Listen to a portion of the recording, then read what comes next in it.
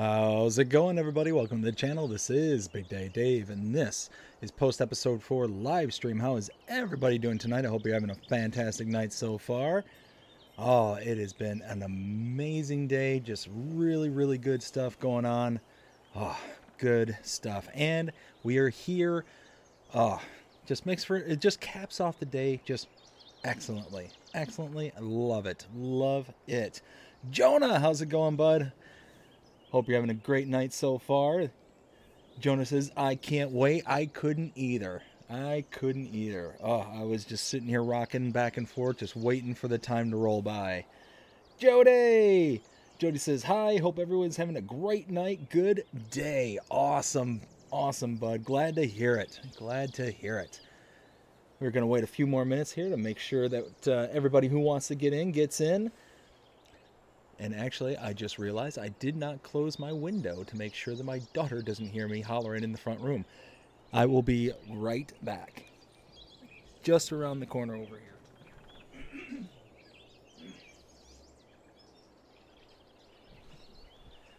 There we go. Make sure that... Make sure my little girl doesn't hear her daddy up and hollering in the front room. One of her first sentences, how's it going, everybody? Pipin' Paul, how's it going, bud? Hope you're having a fantastic day so far. Just waiting a couple more minutes.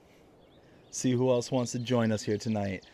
If you're out there in the chat, go ahead and give yourself a shout. Let me know that you're out there because, unfortunately, YouTube does not have any kind of roll call system, so I have no idea that you're out there unless you let me know.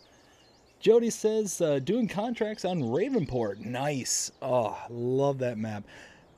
Had so much fun yesterday. I was, some of you might know, I was in the chat there with Driver 53 and watching him do that kind of speed run to $530,000. There we go. Those are the combination of words I wanted to use right there.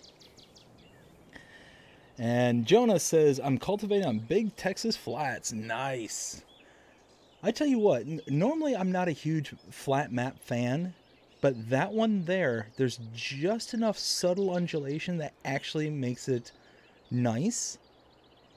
And it's not, despite the name, is not terribly flat. So I like it. And there's not too many places throughout the entirety of the country, with some exceptions, where it's just so pancake flat. That's why when we get those maps that are just so flat and so kind of just there, it's just kind of base level kind of map, they really just kind of don't do much for me. But that one there, they did a good job. They did a real good job on that one. Let's see. So it is 3 after the half hour. So let's go ahead and get rock and rolling. We've got contracts to do. Starting off with, nope, wrong direction. A couple fertilizing contracts. And I think I've got 2 or 3 baling contracts. And similar to what I did the other night, I'm going to go ahead and just use the good set of equipment here and just kind of steamroll through everything really quickly because we need to make money so we can drive the story forward. We got $302,000. I'm hoping by the end of the night we might have maybe even 450,000. Might be shooting for the stars, but hey, go big or go home. Let's do this.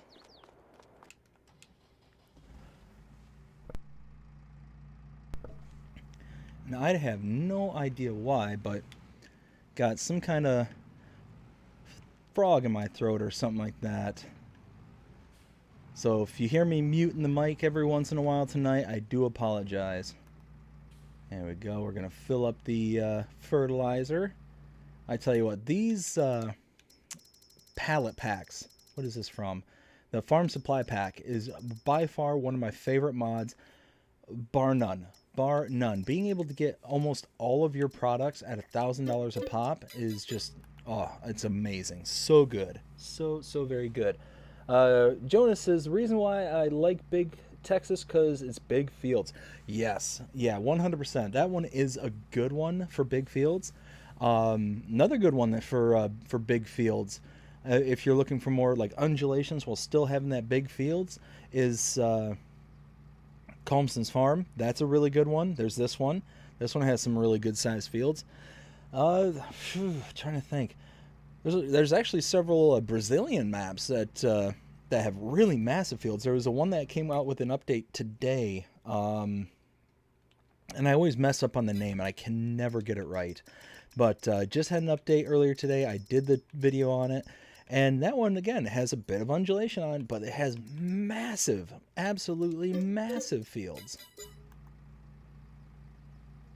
Let's see, what are we doing? We're doing fields 7 and 27. So there's 27's right there, and 7's that little narrow one over on the other side of the farm. All right, well, no time like the present. Let's get over there.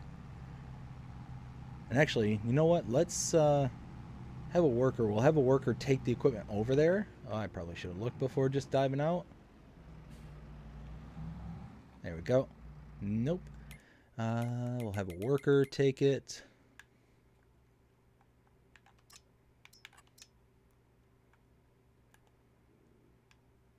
There we go.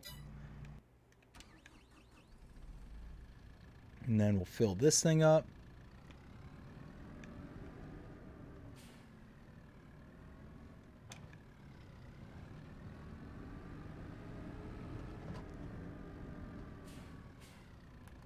There we go. Do something like that. Where did I get that? Silage additive. I don't remember buying that. I don't even remember getting that. That's weird. Let's see. There we go. Let's see. So we've got... Where am I? Jody is saying, I got some fertilizing contracts. Nice. I don't like fields too big. They become overwhelming. Yeah, so it's one of those where it really depends on the kind of game style that you want to do. If you want to be able to either, you know, I mean, it just all really depends on the player itself. I mean, you can have big fields and then you can just kind of set your workers off and kind of let them do their thing, or you can do it yourself. I mean, it's just all really just depends. And with those big fields, you get some massive contracts and massive payouts. So it really helps drive things forward very, very quickly. So even though the fields might take, you know, hours upon hours upon hours of doing them, so once they're done, especially with contracts in mind, you can really just plow ahead really quickly and in huge bulks. That's kind of why I like this map, is it seems like I've made money very, very quickly, but I've done a ton of work. Like, it's not like I haven't been doing anything. It's not like So for an example, when I was on Maypole Farm, perfect example, I felt like I was doing contract after contract after contract. I would do like a dozen contracts a night, and I didn't feel like I was getting too far. I felt like I was just, you know, just kind of inching along. And it wasn't until I finally put out the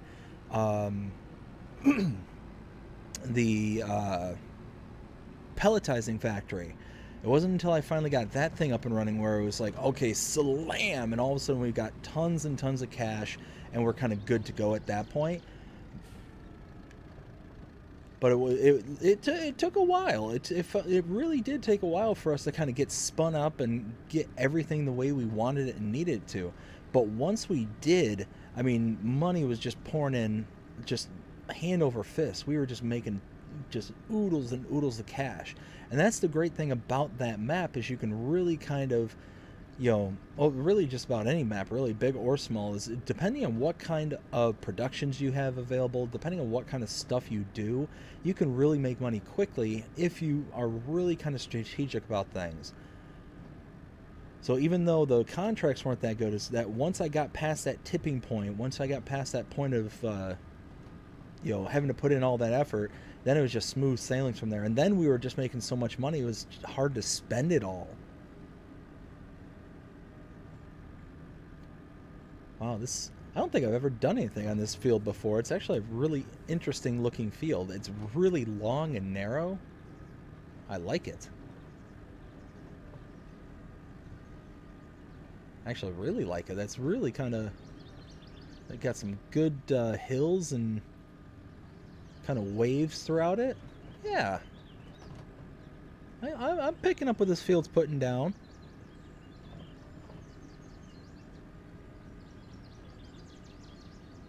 Once I get around here, I will go ahead and catch up with what the chat's saying, because I see it moving along.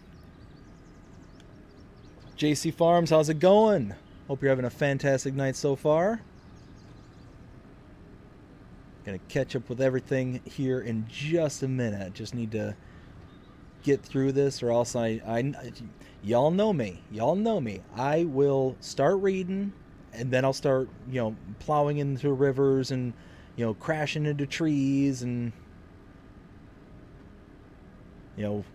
I don't need that. I don't I don't need to lose entire loads of fertilizer and all this stuff. Now I only spent like $2,000 per container here, but still that's $2,000 I want to have.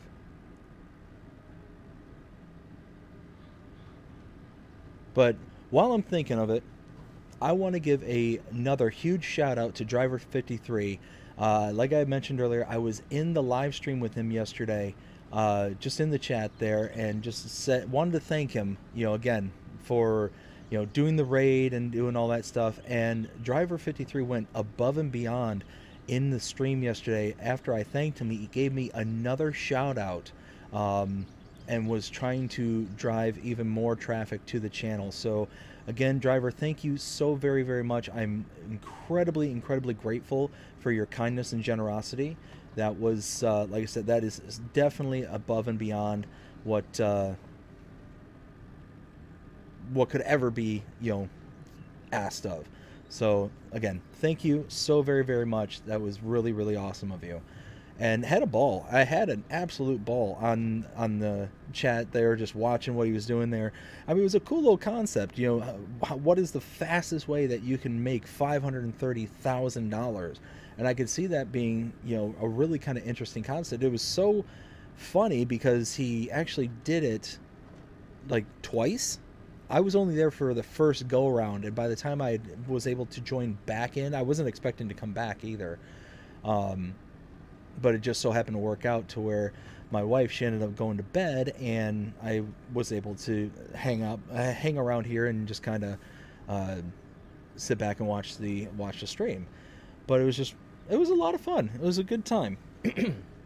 All right, let me catch up with the chat. So we have got JM. This map hates me. When I hire someone and plow, it goes into the wrong field and destroys my other crops. Oh no. Oh, wow. I just looked over at the screen and saw trees come rocketing towards my face. I wasn't sure I was going to stop in time. That could have been real bad. Real bad indeed. Holy smokes. All right, JC Farm says, hi, y'all. Jody then says, that's what I like about Ravenport. The fields are not too bad. Yeah, absolutely. And that's what's cool about Ravenport, too, is that you do have a really good mix. You have some small ones, some medium ones, and some large ones. And it's just kind of got the good range of the different kind of styles and stuff. And there's some that are really worker-friendly. There's others that are kind of worker-friendly, and others that are like, nope. You might as well just start yelling at the AI, at your screen, because the AI just drove off in the middle of the cliff. Let's see. Jody, oh, yep, see, medium to small fields are my favorite. Yeah, I mean, it's nice because it allows you to go from one field to the next really, really quickly. And it makes you feel like you've accomplished a lot, kind of thing. So you're able to get from one job to the next, and you get that nice sense of accomplishment. It's cool. I do like that. And you still get that sense of accomplishment even with a very large field, but it's one of those, like, you almost get to have that I don't know if I want to say like an elevated sense of accomplishment, but it kind of is, because you are really kind of Like, you put hours into one single project, and then when it's finally done, you're like, not only do you get that kind of, whoo, that weight off your shoulders and able to kind of take a breath kind of thing, but then you're also able to look at that payout and get like 60, 70, $80,000. Like that one baling contract we did the other day on the last live stream there was $100,000 almost, with everything paid out. We had a $60,000 contract and I think it was like $40,000 in product that we sold. It was huge. It was absolutely huge. It took hours. It took a long time, and that's even with doing some shortcuts. That's with the fast farming mower. That's with uh, the round baler, the ridiculous size round baler, just the whole 9 yards. A quick baler. That's again the words I'm looking for. So yeah, it's just one of those. You get that awesome sense of accomplishment, and then it's almost, again, I don't want to say it's elevated because you put so much time into it, but you get that really kind of big sigh of relief. It's like, yes, finally it's done. Let's move on to something else and kind of go from there. Let's see. We got Jonah says, what do dogs and trees have in common? They both have bark. See, this is why I look forward to hanging out with you, Jonah. That's awesome. I love the dad jokes. I've told you, I have a good appreciation for a good dad joke. I think I told this before, but my wife, a few years ago, when we were getting ready to have my daughter, I think it was for Christmas. I'm not 100% sure, but she got me this like book slash calendar thing that's like a dad joke a day kind of thing. So you're supposed to like flip through it every day and just kind of, see what the dad joke of the day is kind of thing. And oh, it was funny. And it's just one of those really corny ones too. And what's really funny is that, and I'll probably end up triggering the system there, but if you talk to like Google or something like that, like in my home we got those kind of smart devices, smart switches and stuff, and it's all controlled with the Google device thing, the voice match or whatever. And if you tell Google to tell you a joke, it's the perfect dad humor joke. Like one of the ones they threw out the other day was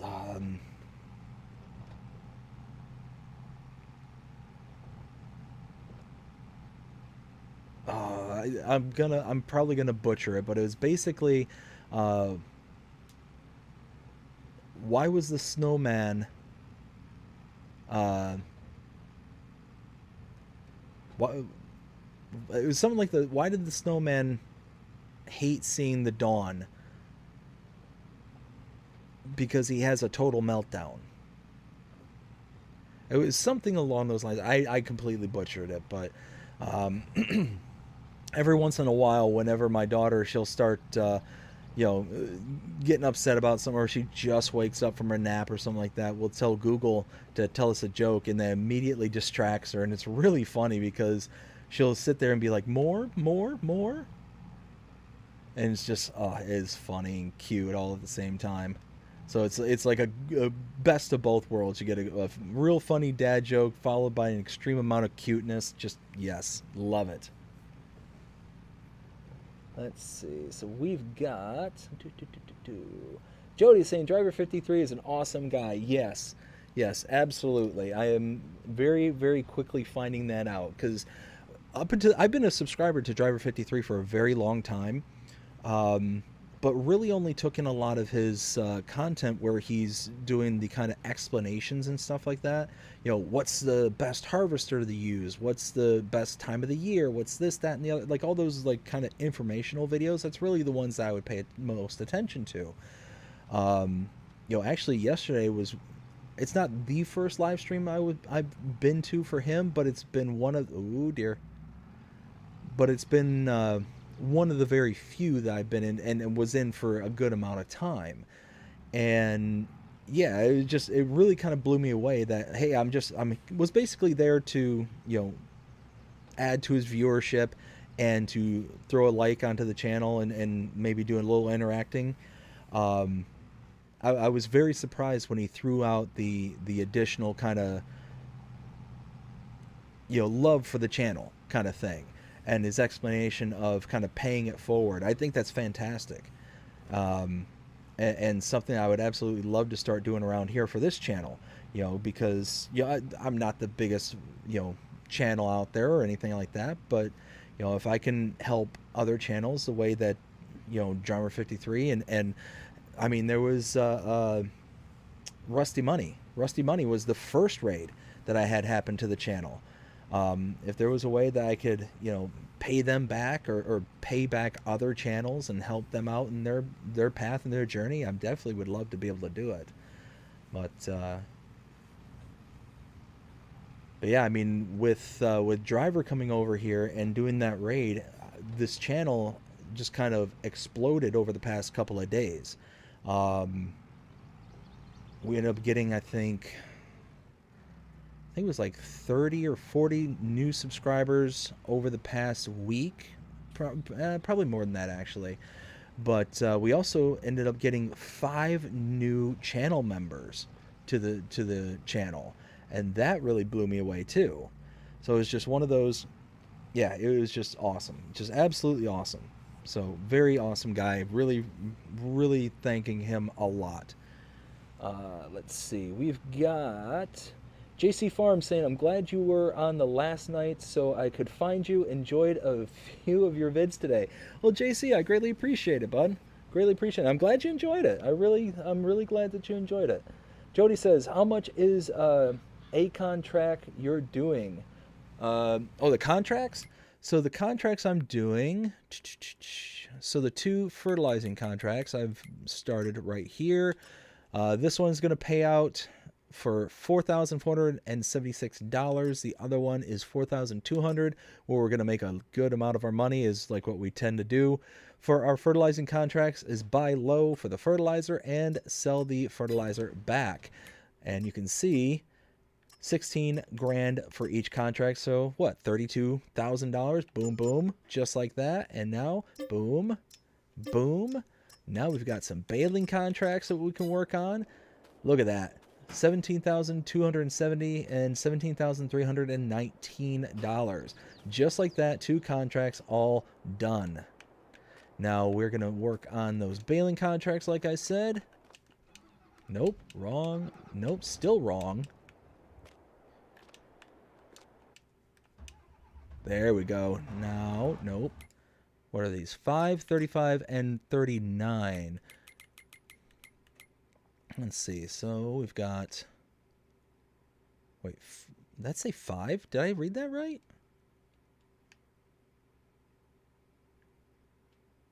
Oh, this one way down here.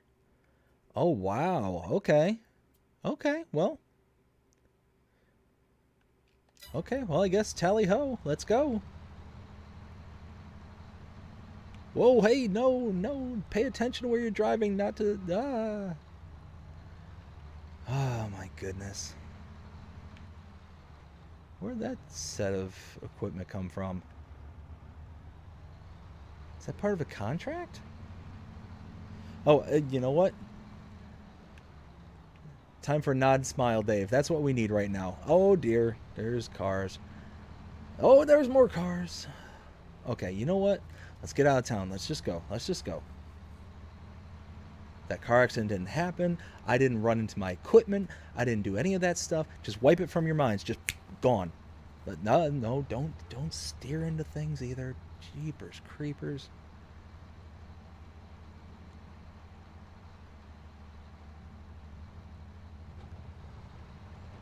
What I'm gonna do right now is I'm just gonna mow all 3 fields, and then I'm gonna just move on, boom, boom, boom, to the next portion of the contract, to the next, and just kind of go from there, because I think that's gonna work out very nicely.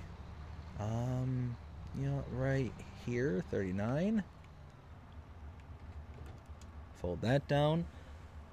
Let's see. Jody says that's a really funny joke.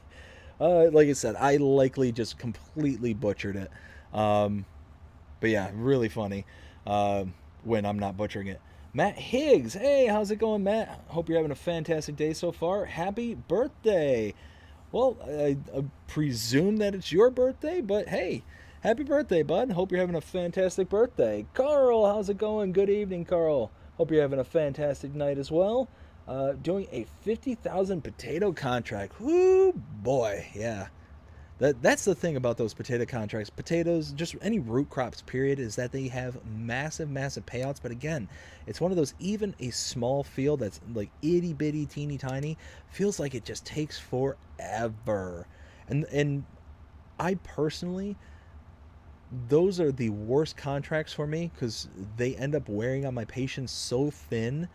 Oh, it is just, it gets so brutal for me because what ends up happening is that because you got so much of a yield from them, you're just going back and forth, back and forth. You have to hire a worker to do uh, the actual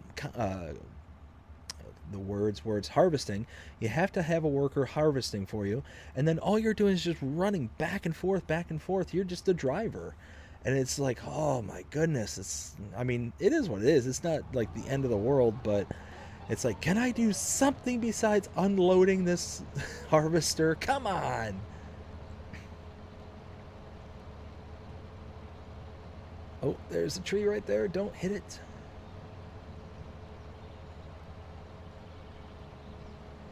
Mowing grass at 27 miles an hour.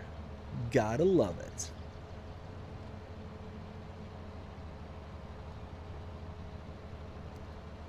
I don't know why this just came into my head, but when I said that, all of a sudden my mind went to Quagmire from Family Guy. I don't know why.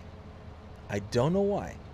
But it was like, it just one of those, gotta love it. And then just the whole giggity just came into my head. Don't know. Don't know. Again, that's just how my brain works from time to time. Just stupid things pop in there.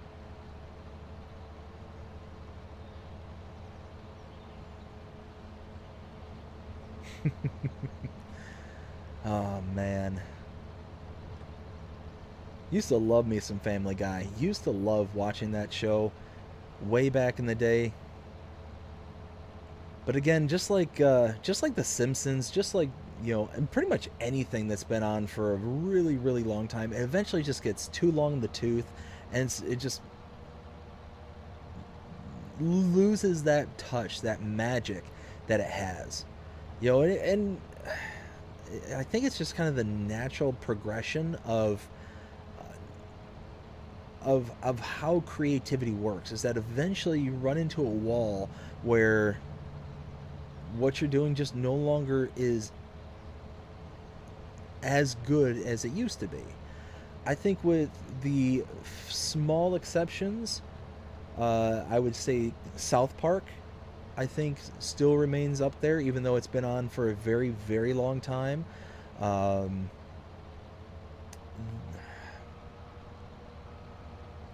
I can't really think of too many other shows that have been on for an incredibly long time that's still as good as when it first started. Hmm. I mean, I don't watch that much TV anymore, so one of those that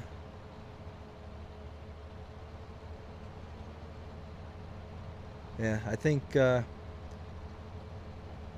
don't think there's too much great things out there anymore. I think that's a lot of kind of redos and rehashing and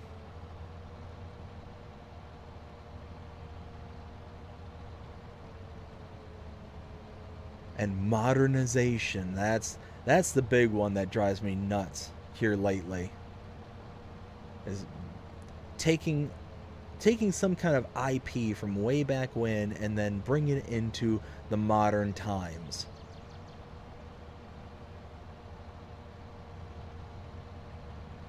You know, something I saw here recently, and I don't know how to feel about it. I am extremely torn about it. And a lot of it's because it's extremely personal to me. But I saw a trailer for the new Wizard of Oz, and I have no idea what to think about it because my mother, when she was alive, was that was her favorite movie, and she instilled into me the love of that movie. The Wizard of Oz, like, just was just classic. Was an amazing movie in my family. And now that they're doing this kind of new version, I don't know if it's supposed to be like a remake or if it's supposed to be like in the universe kind of thing, or if it was like the Oz Great and Powerful, where it was kind of like the prequel kind of thing. I don't know where it's going to fall in with all that stuff, but it makes me incredibly nervous. I mean, because me personally, I've lost pretty much all faith in Hollywood nowadays to make something decent, make something that's actually for entertainment and not for, some kind of, I don't know, some kind of message or some kind of nonsense that, like, I just want to be entertained. I just want to have fun. So that one makes me nervous. But we'll see. We'll see how it goes. And keep my fingers crossed. All right, field number 2. Drop that down. Oh, I need to... What am I doing? I need to ride the edge here, not... Actually, here, let me catch up with the chat and see what everyone's saying, because... let's see. Jody says, I'm using the Colossus Harvester to do a contract. Nice. My wife is watching the Three Stooges tonight. Oh, man. I haven't watched the Three Stooges in forever. That is such a good show. Such a good show.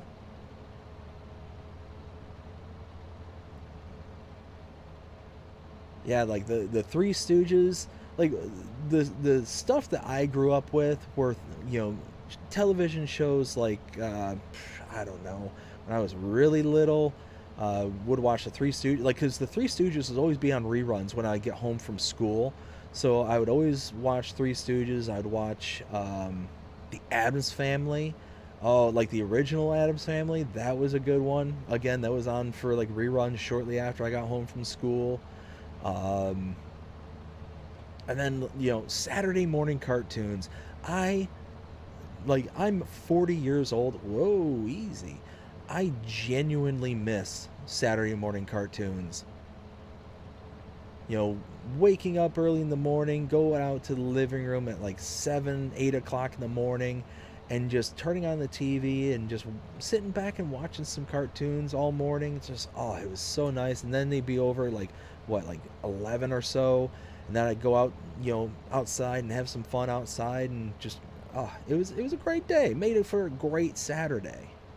I don't know if they still do that anymore for kids or anything like that, but it was such a good times.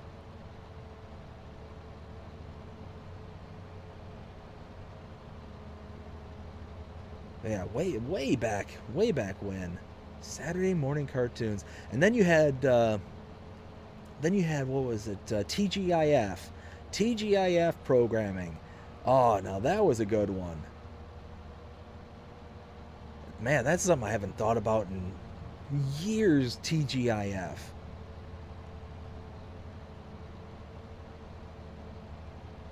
And they had some good shows there too. I think there was there was like Family Matters. There was, oh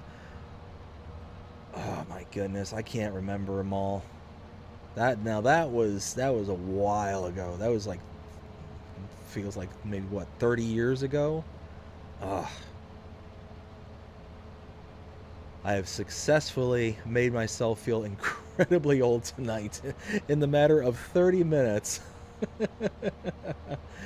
Oh my goodness. But that's all right. That's all right. Nothing wrong with thinking back when you were young and thinking about all the cool things that used to make you smile and whatnot.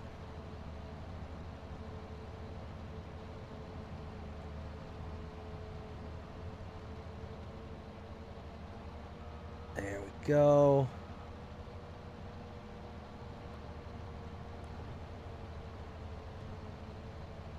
All right, so we're going to set the worker off here in just a second.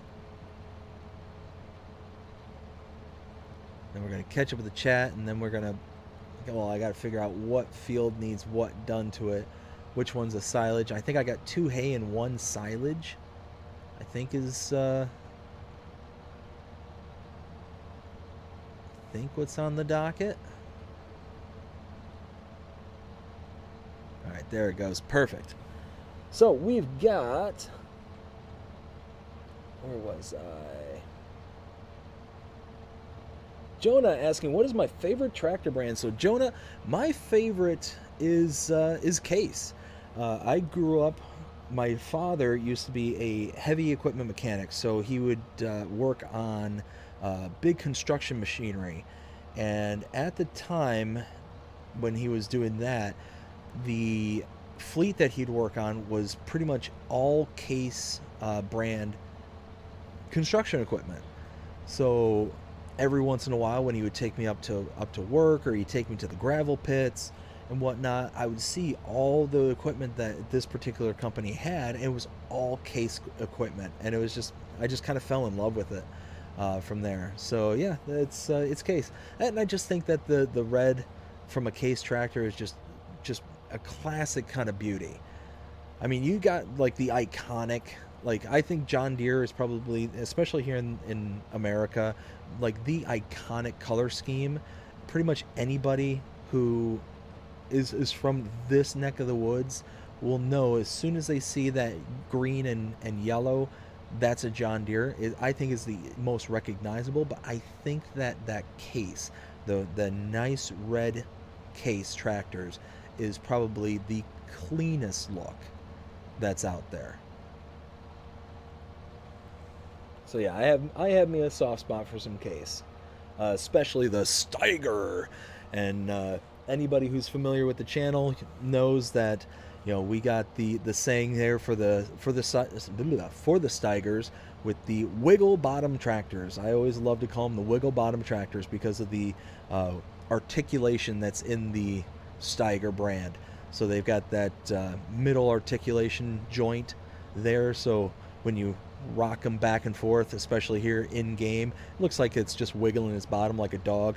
So yeah, hence the reason why a lot of our channel members here, when they get to use their custom emojis, you know, that's what the emojis are based off of, and there's specifically one of those emojis that is the wiggle bottom tractor.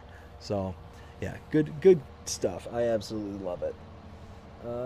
Let's see, where was I? Jody says, I love the show. I love Lucy. Now, see, that's another good show from back in the day.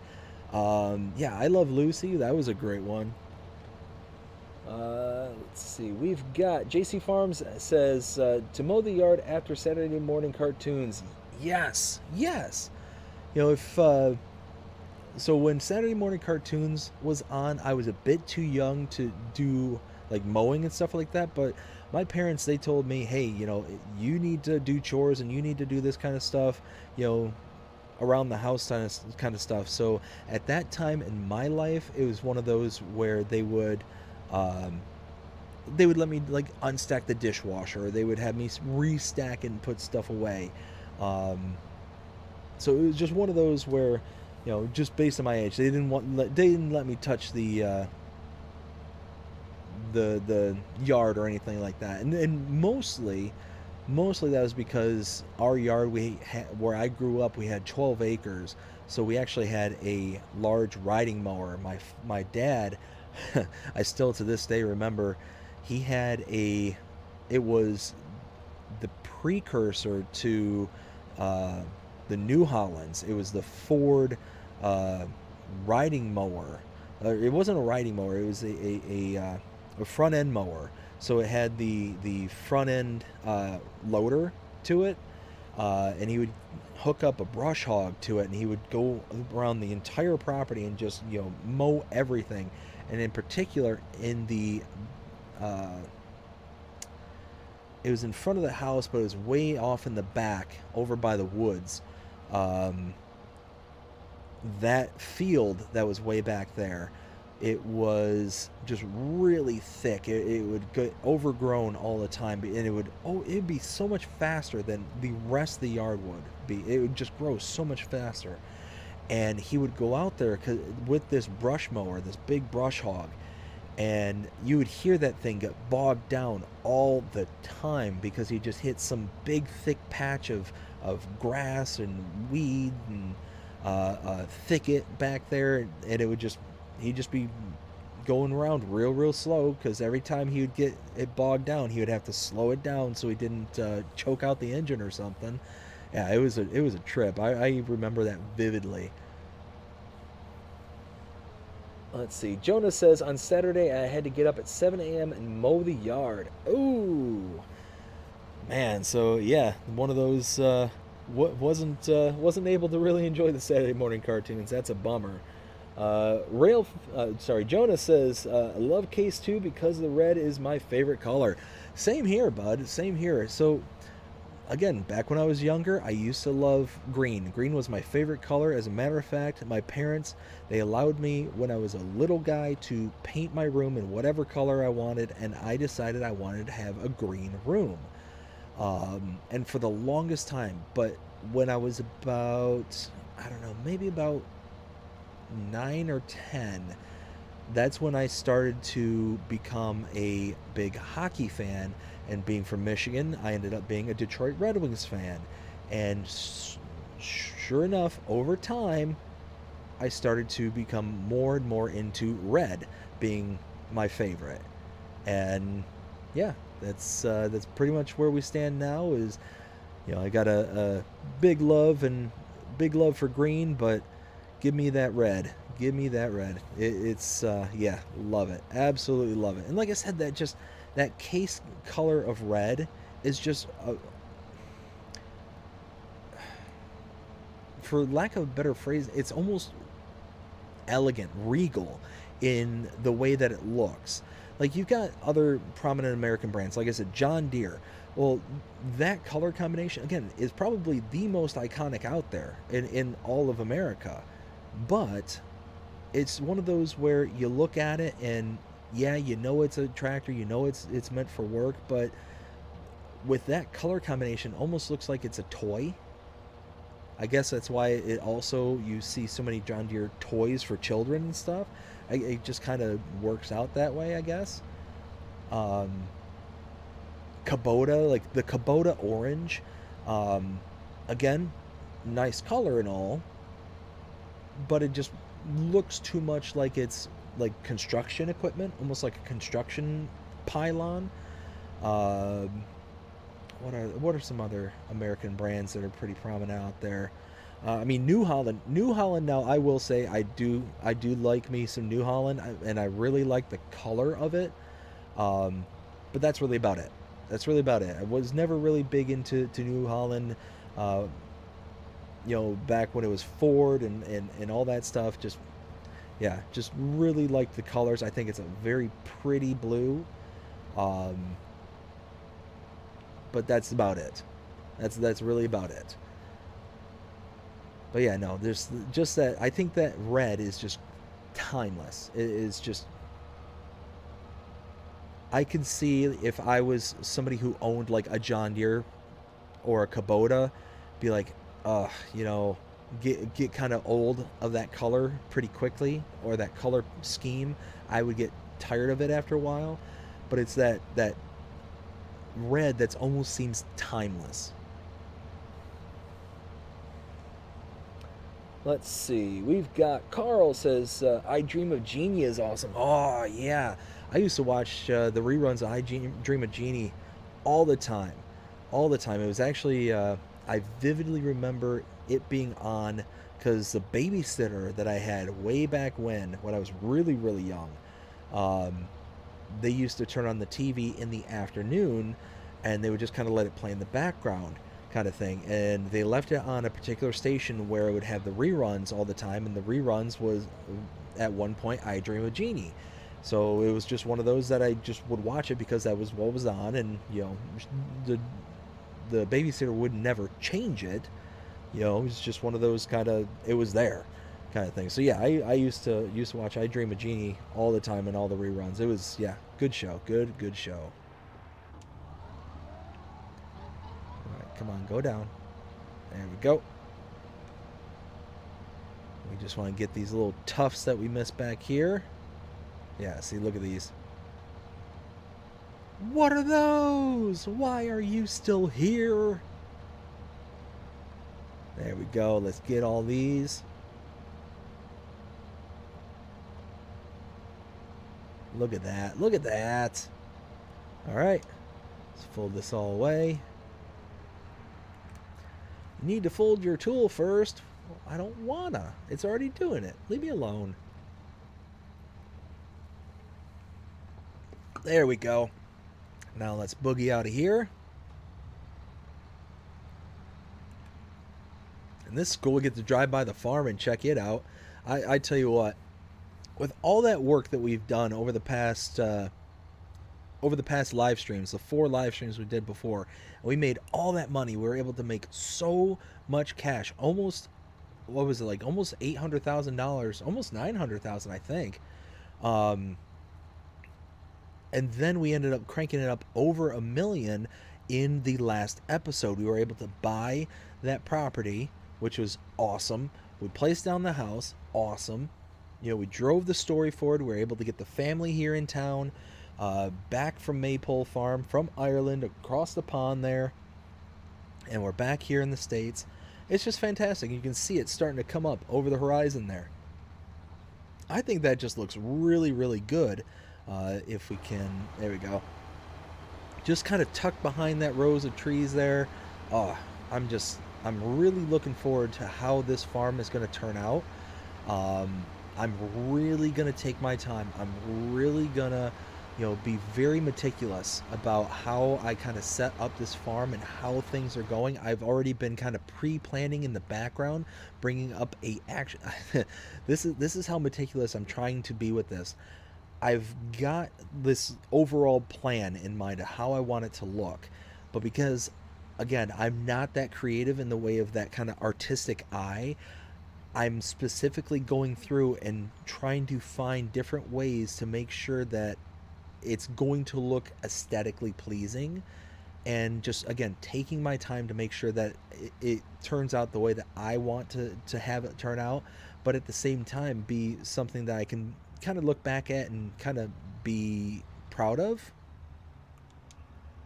So I'm just, oh, don't squish the stop sign. Let's not do that. So yeah, it's one of those, I've got another save file that I can kind of go through and just make sure that, hey, if I place this thing roughly in this area, is it going to, look all right? Is it going to, interfere with anything else? Is it going to clash? Is it going to, whatever the case may be. Like I said, I'm really looking forward to it, and I've been really looking forward to using these models for a very, very long time, but I've been having to wait for a very specific set of circumstances before I can use them. So I'm really excited. I cannot wait. And we're finally starting to make some progress. We've got the land, and now we can start building and, really start taking into the direction that I want to take this Let's Play series in. I'm really looking forward to it. I'm really excited. And I really hope that translates out to, some good content rolling forward. I really hope that people are enjoying the series so far, and that it's going to be something that that we can enjoy going forward. Let's see. Finish our lap here. Please tell me I'm... Why? What? What happened there? What just happened here? Oh my goodness. Well, I guess we got to do another lap. And I took out the stop sign even though I was trying really hard not to. Whoa, hey, there's a crone emblem in my there's a crone emblem in my way. Oops.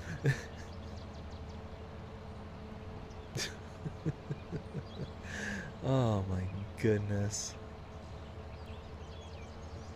The disadvantage of working in first-person view is that if you're not the most observant person in the world, like myself, you might miss that you're not mowing everything. Again, for those who are longtime viewers of the channel will know exactly why I'm not the most observant person in the world. Ask my wife; she will happily tell you just how non-observant I am. Oh, brutal. She will not let me live it down to this day. To this day. And I don't blame her. I don't blame her at all. I wouldn't let me live it down either.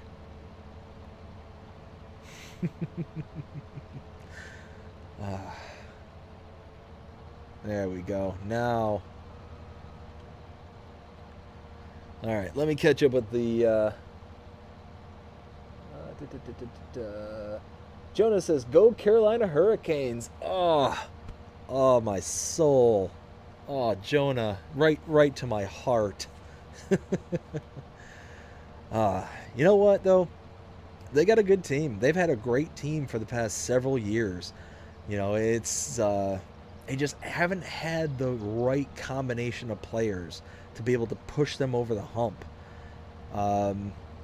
That and they got some key injuries there when they were deep in the playoffs past couple of years. But no, they got some really good players, and I tell you what though, I'm really sad to say that we got the Red Wings. We ended up getting the wrong brother. What was his name? Not Aho, not Sebastian Aho. Who's Svechnikov? Yeah, I think we got the older brother, Evgeny Svechnikov, and I think you got his younger brother, and the younger brother is doing a lot better than the older brother. I think the older brother is playing either in the AHL or he might have went back to the KHL. I'm not 100% sure about that, but yeah. Needless to say, I'm actually rather curious on where he's at nowadays. But the Wings are doing better this year. I mean, I'm happy about it. I'm happy about the progress they're making. Hopefully, the Yzer plan is continuing on as scheduled, and we'll see the Red Wings make a triumphant return into the playoffs here before too much longer.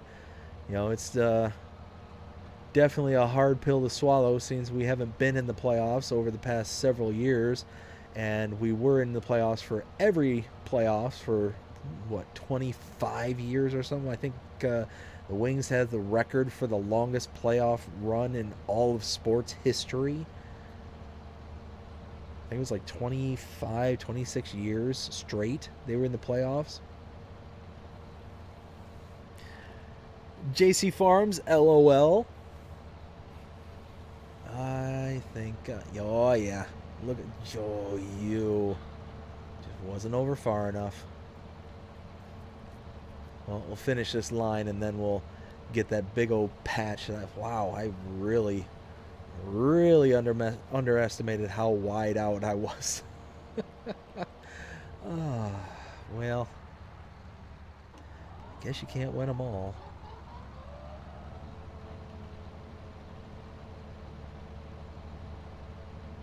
Let's see. Jonah says, "Don't worry, I'm more of a baseball fan than a hockey fan." Okay. Nothing wrong with that. I tell you what, so growing up, I played pretty much every sport growing up, and yeah, I played baseball, football, hockey. Basketball was the only one I didn't play, like in leagues and stuff like that. It was the only one I really didn't play. But I love playing baseball. I love playing football. I have such a hard time with actually getting into like watching a game. It's really hard for me to get into them, and it's the pace. It's the pace. I absolutely love hockey because it's so fast paced. There's always something going on, and you could go an entire period without getting a stoppage. It's unlikely, but you could, in theory. But it's just one of those where the starting and stopping in football never really interest me. The really slow, methodical pace of baseball, again, love playing it, but one of those where it's kind of lost on me when, like, I'm watching it on game. Now, going to the stadiums, that's a ball. I have an absolute blast going to the stadiums. So when I lived in Michigan, I went to the old Detroit Tigers Stadium way back when, before it was Comerica. I haven't gone to Comerica. After that and since, I've been to the Atlanta Braves stadium there in Atlanta. It wasn't Turner Field. I think it was the new one, whatever the most recent one is. Been there a couple of times. Been to Tropicana Field down here in Florida. Went over, what's the one where the Miami plays? Been to that one. So I mean, I love going to the games. I love watching it and being a part of it, but it's more that kind of spectacle of, being a part of the group kind of thing, and getting behind the crowd or getting with the crowd. I think that's where the magic kind of lies. But if I'm sitting at home watching it on TV, I get bored very quickly, and I oftentimes take a nap.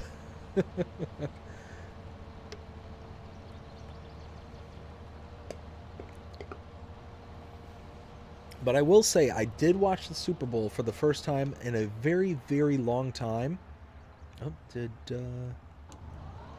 nope, I wanted that to be down.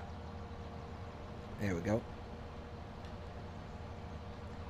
Yeah, watched the Super Bowl for the first time in a very, very long time. Not that I was terribly interested in the teams that were in it. I was somewhat interested in seeing how the Detroit Lions did, because, I mean, let's face it, anybody who watches football knows that the Detroit Lions are just a joke. They're just a joke. I wish that was anything besides that. Now, over the past couple of seasons, from what I understand, they are doing really, really well, and they're starting to kind of turn things around and actually start to make some noise. Like I said, I've followed them periodically for my whole life, 40 years, and with the exception of one or two stints in the playoffs, not a whole lot to speak of. But yeah, no, it's just one of those where I was interested then, but I was mainly watching the Super Bowl because of Jody here on the channel. Actually, he's in the chat right now. He got me interested in, because he's a big 49ers fan. So it was one of those where I was just like, okay, well, hopefully, hopefully the Niners can pull it out, and I can be really happy for a member of the channel, kind of thing. So I was rooting for the Niners, and I mean, I will admit I was also rooting against Taylor Swift and her boyfriend. I can't remember what her boyfriend's name is, but he's a real piece of work. I remember seeing that confrontation that he had with the head coach. This big old 20-something, 30-something year football player, big old behemoth of a boy, go running up on some 65-year-old overweight, out of shape old man. Yeah, I'm really impressed with you, buddy. Let's go. But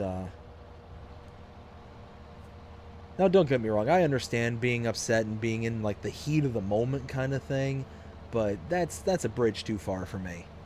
Seeing that happen, I was kind of disgusted.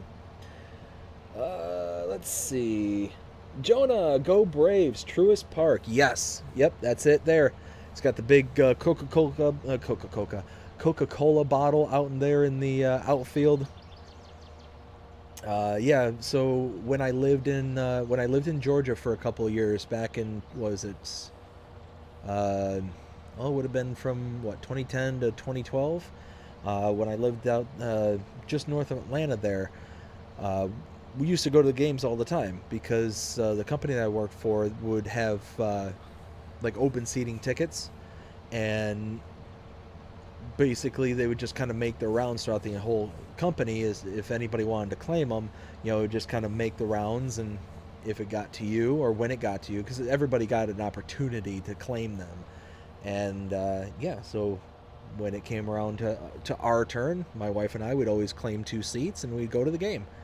Because why not? And it was fun. It's a really nice stadium too. So, and then what is it? Down here in Florida, we get to go to like the spring training games. You got all the spring trainings are down here in Florida, pretty much all of them.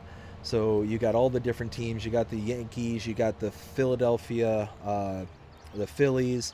You've got like all these teams, like all in like all this kind of general area.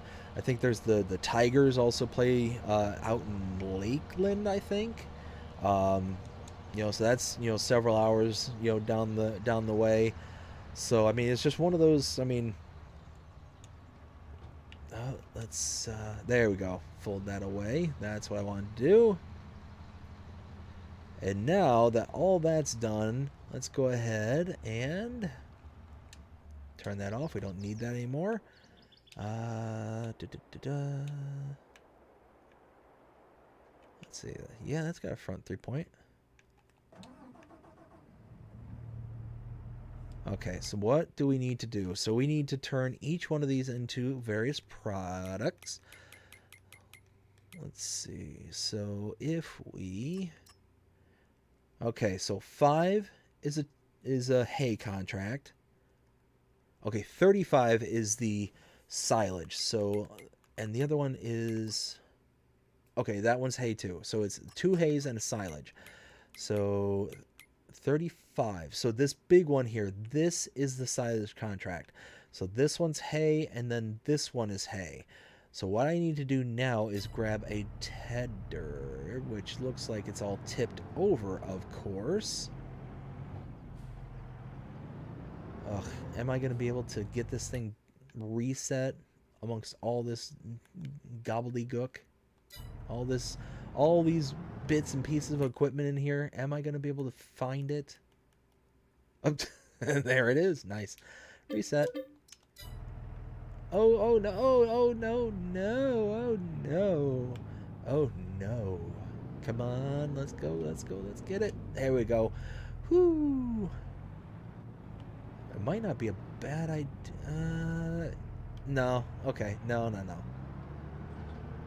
I was gonna say I might grab the baler too, but no, not really necessary. There we go.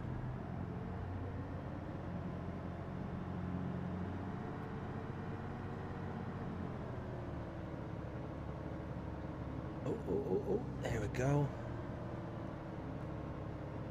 So yeah, we're just gonna boogie on down to this first one here. So 39, yeah, 39 and 5. Those are the 2 fields that need to be converted into hay. Once those are converted into hay, then we can kind of jet out from there.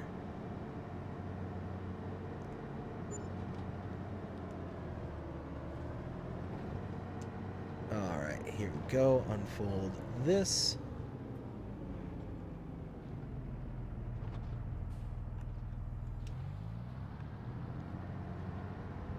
All right, now we're cooking. All right, so we've got Jonah saying, I actually caught Freddie Freeman's first minor league home run. Really? Oh, no, that's cool. That's really cool, actually.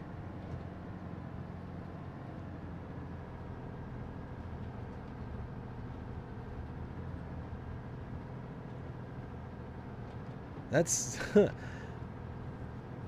so whenever my wife and I, we like I said, we go to spring training games every once in a while, and it's fun because because like I said, in our immediate area, there's several of the spring training camps right in our local area, and the last time we decided to go, we went. Actually, this one was a ways away from us, but we decided to go where the Philadelphia Phillies have their spring training.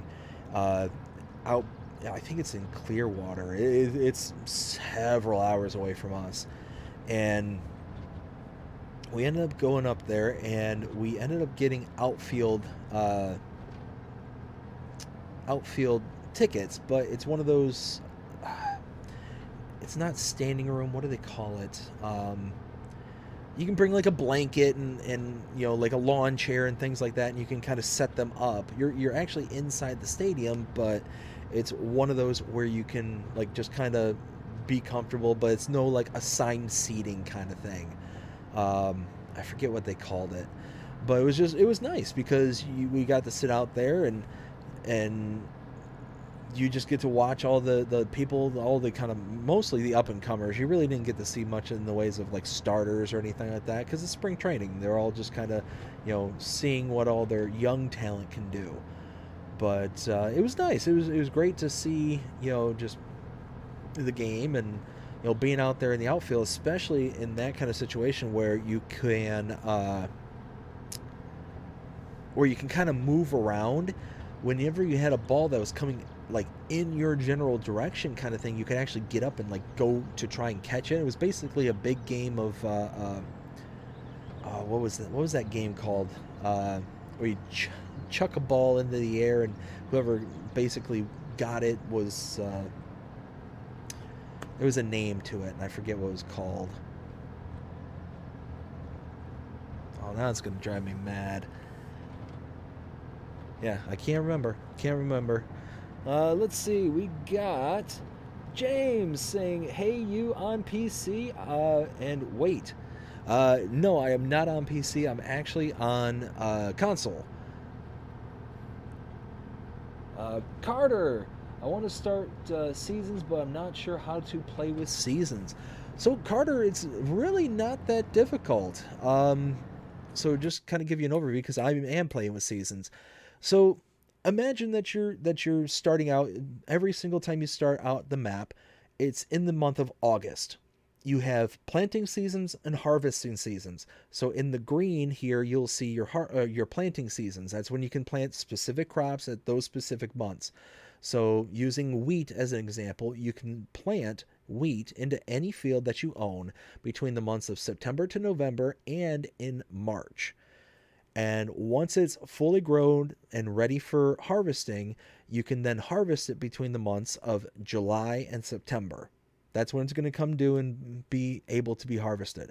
And that's really about it. That's the biggest kind of seasonal kind of thing that you need to be aware of. And each crop has their own, planting time, their own harvest time, things like that. So it's just one of those where like I said, it's not really in the much of the ways of overly difficult or anything like that. It's just one of those that, once you kind of understand that as your kind of basics, then you can kind of go from there.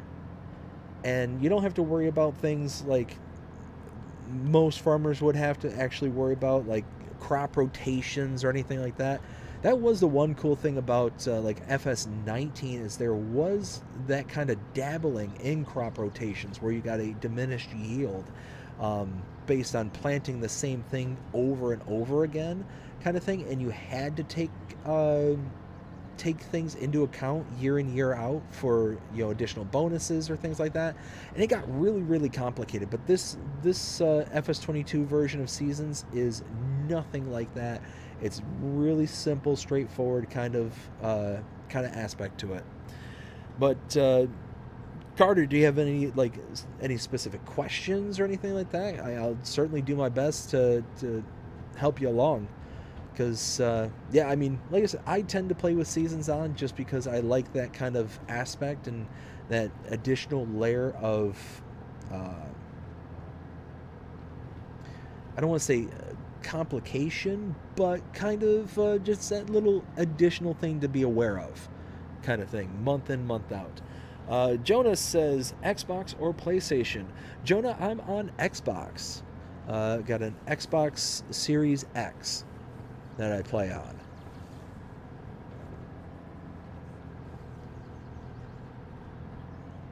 Let's see. So we are almost done with all this. We got what looks to be a couple more rows. Let's see. I just want to see something. Oh yeah, no, not even close to being wide enough. Let's not even try. Let's see. Carter says, every time I have tried to play with seasons, my crops get withered, but it said it was in the months to harvest the crops. So it's one of those where just because the crop says it's ready to harvest or within the harvesting season, you can go too far. So let's say you planted wheat in the month of September. More than likely, your ability to harvest it is going to be in the month of July. You might also get the month of August, but if you go anything beyond that, then it'll wither because it's just sat too long. I'm not sure if you get that whole month or if you get a month plus 1 month of grace kind of thing before it withers. I'm not 100% certain on that. Anybody out there in the chat who can elaborate on that, go ahead and help me out there. But like I said, it's one of those that you can have withered crops still within the harvesting season. So you do have a window, and that's something you just have to pay attention to. So when you're in your map here, looking at your filters and stuff, if you scroll over to the right, you'll see your growth section here, and you'll have the growing all there in the various shades of green, and then ready to harvest in orange. So you just got to come in here month to month and just see when something is ready to harvest, and the moment that it's ready to harvest, that's when you need to turn your focus onto it, kind of thing. And if you let it wait for too long, then it's going to go into that withered stage and you're just going to lose out on it. So it's just one of those, you just got to make sure that you're paying attention and basically have yourself a little checklist where you're like, okay, this is what I need to check every single time a new month hits. So I'm in April right now. Come next month, I'm going to be looking at, okay, do I have all my crops? Are they still growing? Are they ready to harvest? Did I apply fertilizer? Did I apply lime? Did I roll them? Did I do this? Did I do that? Just kind of have this either a written or kind of mental checklist of all these things that you need to make sure that you're doing in order to, one, get the best yield that you possibly can, while at the same time also being able to make sure that you're not missing out on something. And then when you add additional complications such as animals and stuff like that, doing all the checklists like I said there before, plus, did I feed my animals? Are they, do they still have food? Did I ride the horses? Do I need to do I need to go on the daily ride kind of thing? Do I need to do this? It's just understanding all those various layers. And once you have the kind of set pattern in place, then you're kind of good to go from there. Let's see. Jonah says, same here. Nice. And Carter says, okay, that makes sense now. Awesome. I'm glad that helped. Like I said, if you or anybody else has any questions, like I said, I will be more than happy to try and address them, trying to help you out. Like I said, I'm certainly not an expert, at every little thing, but I will, if I don't know the answer, somebody else here in the chat might know the answer, or, I'm pretty good at doing research kind of thing. So I definitely tend to, to take a look. If I don't have the answer, I'll let you know, and then I'll go out and, try and find that answer. So that's how I tend to operate. Carter says, how many days do you prefer to play on? So normally I do 1 day months.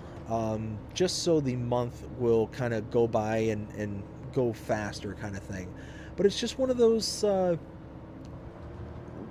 what what I find the days per month thing really boils down to is how long will the contract stay available for you. So when looking at contracts right here, what often happens with me, at least because I run 1 day months, is that I'll have a contract that'll pop up and then shortly after it pops up will just disappear. And it's because it's flagged to come up during certain times of the month, and because each month is so compressed down because it's trying to fit an entire month into 1 day's cycle, it basically recognized that this point in time, so 1611, according to the clock up in the top right hand corner, is supposed to essentially represent I don't know, like day 16 or 17 of the month. The next hour will be day 17, 18, somewhere in that ballpark again. So it's just one of those, like, it's taking all this time that would normally happen in a month and compressing it down to 1 day. So the expanding onto multi-day months, even up to 30-day months, it's just expanding the amount of time that the contracts will, one, be available to you and will stick around for. But yeah, my preference, I tend to do 1 day months just because then it makes it kind of go by a little faster, and you can actually see your progress happening more often. Otherwise, I would be kind of fast forwarding in time way more often what I already do, kind of thing. So, but again, that's just a personal preference. If you don't mind, going to your sleep trigger and whatnot, which is also why I don't tend to use the sleep trigger. I tend to actually fast forward with the speed of the clock. So, again, because it affects contracts so badly, if you were to use the sleep trigger on 1 day months, what ends up happening is that it readjusts everything, and then all of a sudden it'll show you maybe 5 or 6 contracts, and then boom, everything just disappears all at once because it takes it a second to kind of catch up and recognize that, oh wait, these things have come and gone, and now I need to take them away from your view and put them back, to where they were scheduled to appear within the month, kind of thing. So it's all just kind of like a personal preference, but that's my preference, is to do 1 day months, but then kind of work from there.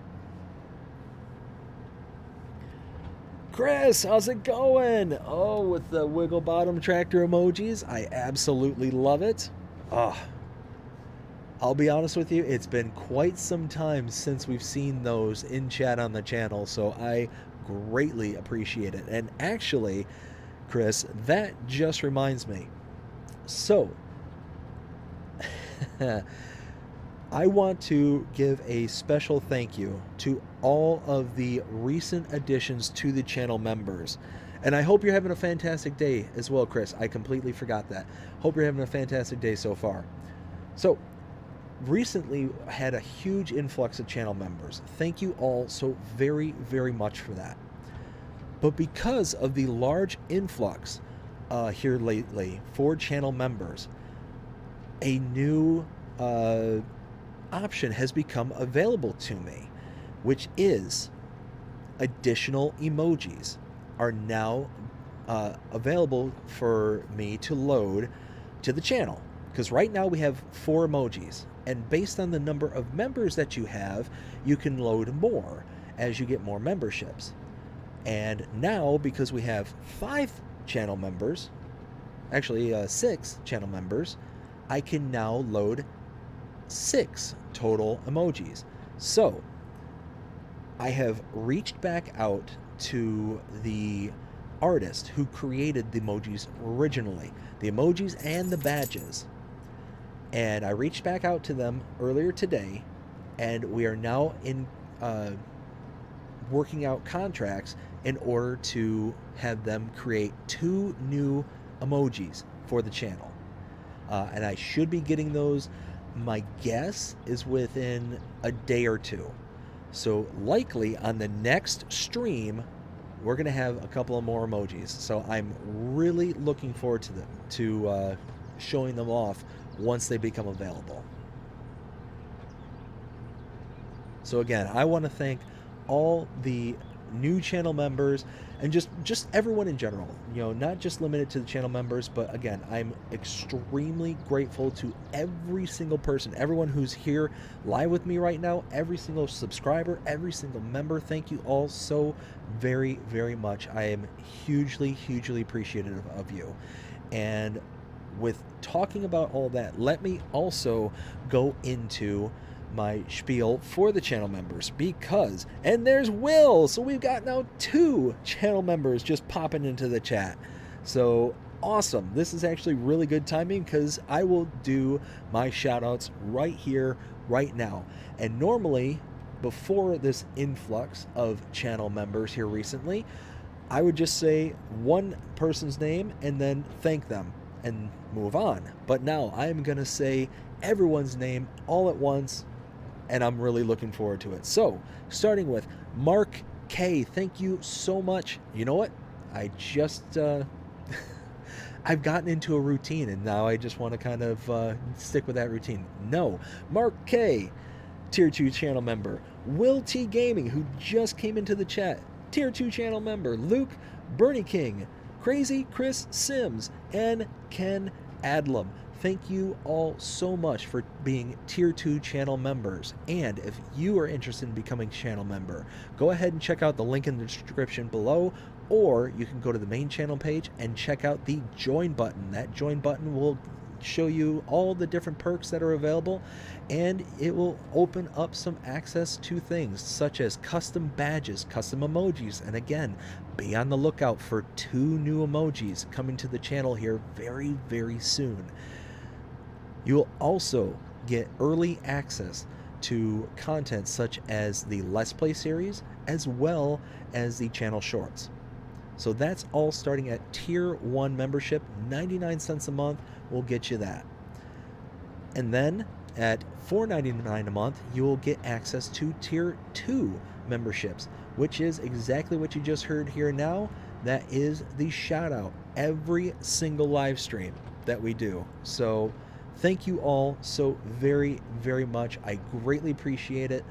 It is fantastic. Like I said, we've been very, very fortunate here on this channel, and especially here as of late.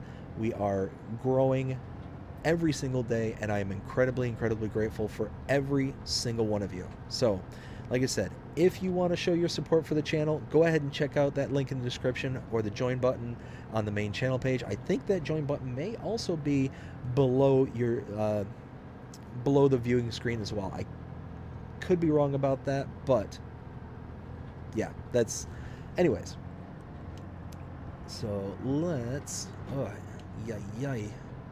We are just missing so much product. There we go.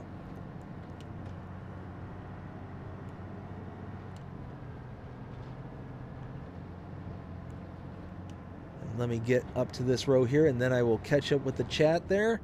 All right, so we've got where was I? Carter asks, what are your thoughts on Stone Valley? Carter, I love Stone Valley. Absolutely love it. So kind of give you a quick overview of what it is that I look for in a map. I mean, you can kind of look at this as kind of the archetypical map that I tend to look for.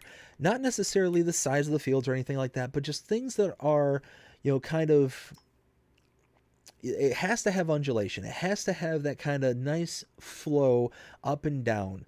You know, have some kind of terrain, things to look at. Having some trees, also very, very important. But the shape of the fields are very important. I don't like necessarily square, boring fields. I like these kind of, now these ones are kind of taken to the extreme because you have all these different fields that kind of wrap around each other. You got kind of these little whoop-de-doos, and Stone Valley does the same exact thing. Those are like really taking it to the next level kind of thing. But I do like a good kind of in between. Like you got 27 here. I like that. 26, same thing. 21, again, not necessarily size, but kind of the shape. It doesn't have to be perfectly square. It doesn't have to be a circle. It doesn't have to be anything like that. But just something that kind of gives you something to look at and to be, kind of take some interest in. Again, not opposed to, square fields or anything like that.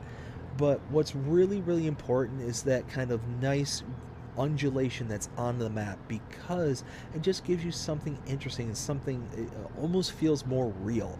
You get a really flat map and it's really hard for me to get into it because it just feels fake.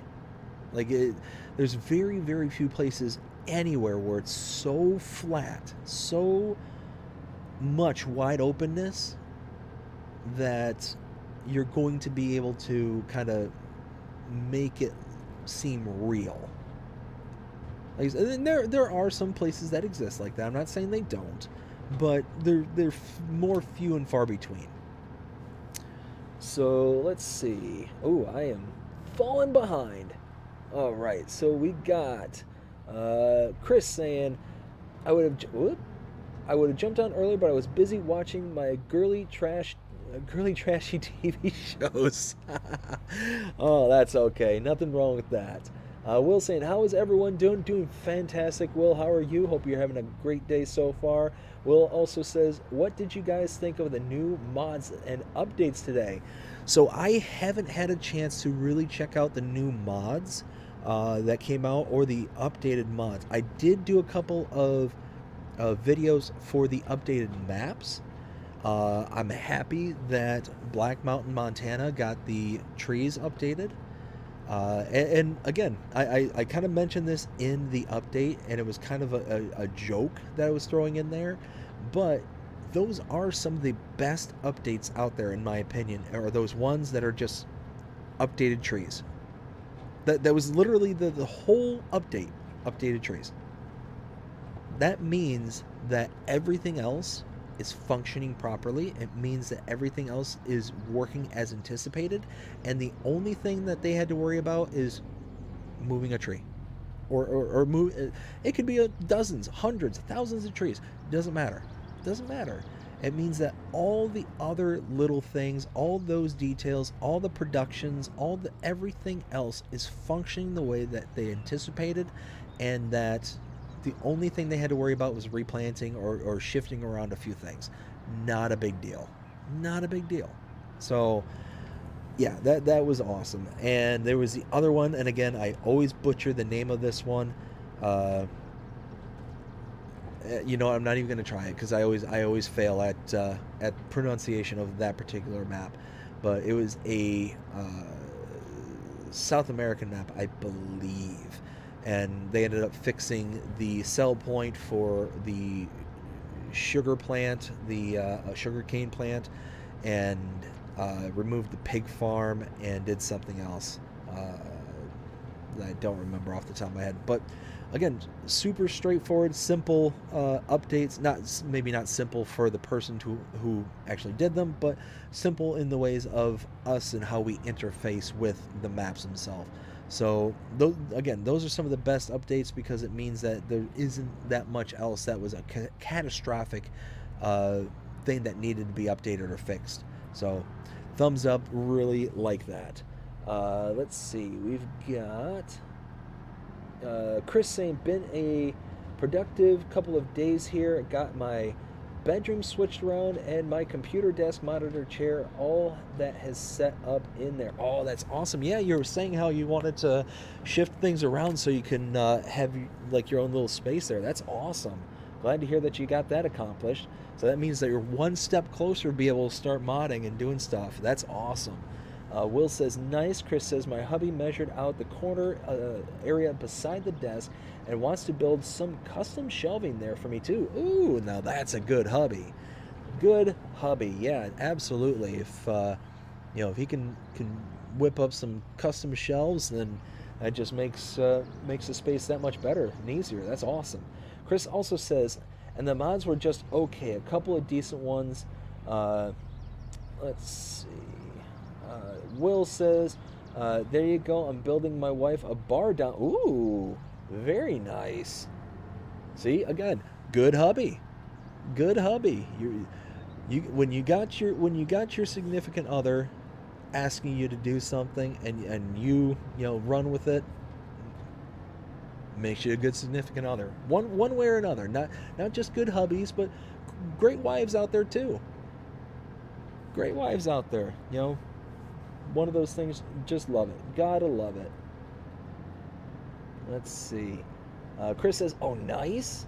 Will also says, a couple of updates I'm going to grab. Okay. Yeah, there was a couple of updates that I ran through as well for just stuff that I had already downloaded. Oops, what happened there? Don't you sass me. Get back to work. Let's see. Where was I? Oh, Will says, I will have a dedicated server up this weekend for anyone who wants to join. DLCs required and new gens preferable. Nice. Chris says, only update I needed was the Gator Pack, and that was a really nice update. I already put the toolbox out. I would like that it came on a table and some tool deco. LOL. Nice. Chris also says, okay, awesome. Yeah, I would join it for sure, Will. Will also says that John Deere Gator Pack is the best besides the Kubota DLC ones. Yeah, 100%. Yeah, and the nice thing about the Kubota DLC is that it gave us the ride by side-by-side. Being able to have everybody with us, like, at the same time. So, yeah, that was really cool. I really liked that they integrated that. Chris also says, yeah, and it was cool that it was updated to two-seater without having to have the Kubota pack. Oh, there you go. I have the pack anyway, LOL, but good for those who don't. Will says, right, and Will also says, my wife is the best. She cooks me dinner and treats me very well. And Chris with a laughing, crying. And you know what? That's amazing. That's awesome. It's one of those that when you have a husband and wife, they should be doing things for each other. Whatever those things are, it doesn't matter. Like my wife and I, perfect example. So, and a lot of people are gonna laugh at this one. I suspect. I am absolutely 100%, without a doubt, useless at folding clothes. I am useless at it. Bex, hey, how's it going? Hope you're having a fantastic day so far. But yeah, I am absolutely useless at folding laundry. I can't do it. My hands, I don't know what it is. My hands, I don't have the required motor skills. I have no idea. So, as a compromise, I do the laundry. I will run it through the washer and dryer. I will just take all of it, slap it together, and run it through. And my wife will attest to this. I tried for years to fold t-shirts, to hang them up.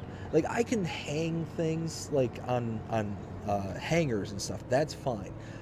You ask me to fold a t-shirt, nope. I can't do it. I just can't do it. I was not gifted with that chromosome that's necessary to fold a t-shirt. I don't know why. I have no idea to this day. And you can ask my wife. She's taught me so many different ways, so many different things. I've looked up YouTube videos to try, and it's just every single time it just comes out 100% wrong. So she was gracious enough to be like, okay, you go ahead and do this.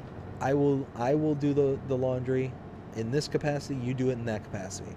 We broke it up to what our strengths are. And it works. It works out great. I have a feeling that the chat froze for some reason. And it did. The chat did freeze. Whoops. Okay, so we got Chris saying, hiya, Bex. Will T Gaming says the StreamDB says unknown app. Still says unknown app. Oh, I better pay attention or else I'm going to drive off of the map edge here. So I'll catch back up. So anyways, like I was saying, it's just one of those being able to do things for each other, with each other. It's just absolutely wonderful. And that's, my wife and I, we try our best to try and play off each other's strengths. Again, another example is she has,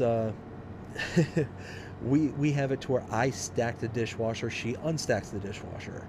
I'll cook dinners. She'll cook lunches and sometimes breakfast kind of thing. We don't often eat breakfast, but so she'll cook lunch and I'll cook dinner kind of thing. And it works. It's just one of those, you got to find those things that work for your kind of dynamic and kind of go for there.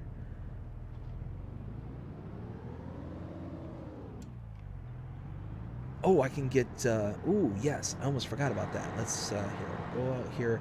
I want to inch up on this one because I want to get rid, oh, no, wait. I got to come the other way. Other way.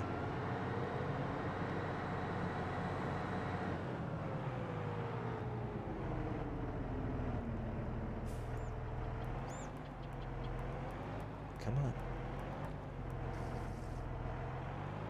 Well, was not as much as I was hoping it would be. Oh well.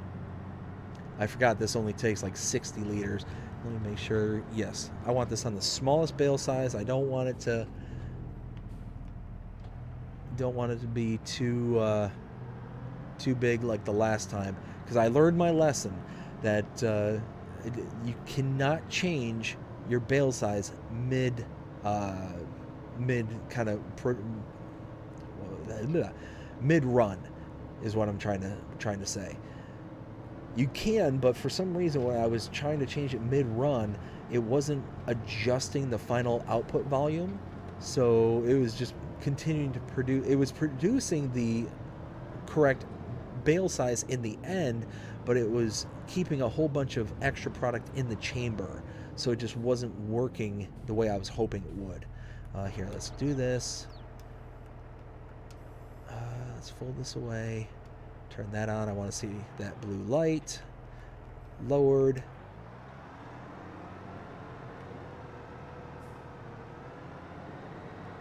Okay, there we go.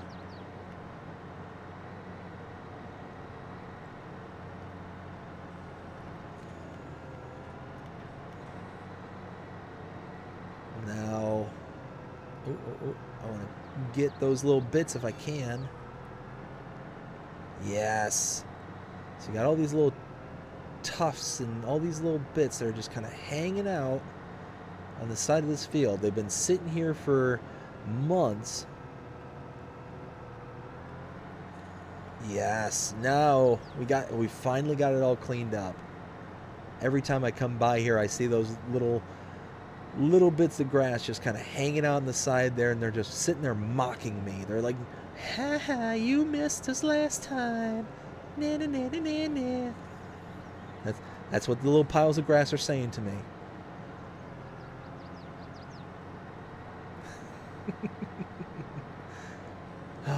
I'm not crazy, you're crazy.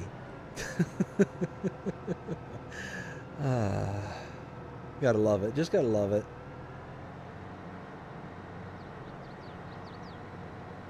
There we go. Let's get this little chunk. Can I get it? Yes, yes.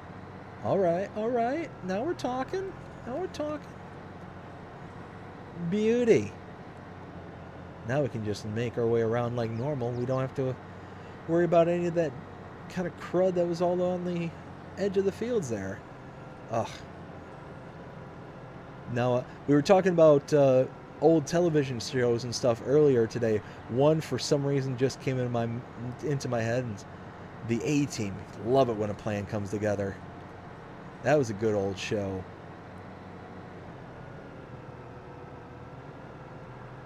Ugh, trying to think of some oldies but goodies.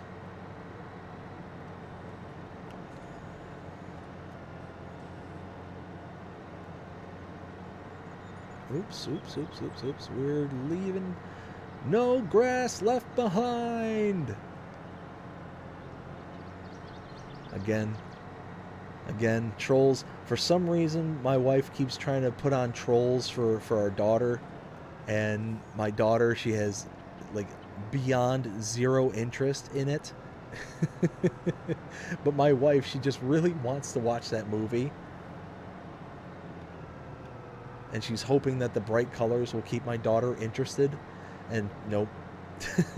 Nope. Won't. She just will not try it. Will not go for it. It'll get maybe about 30 seconds into it, and all of a sudden my daughter, she's like, no, no. And my daughter, she's 2. So she's like, no, no, no, no, no, no, no. And then my wife, she's like, aw.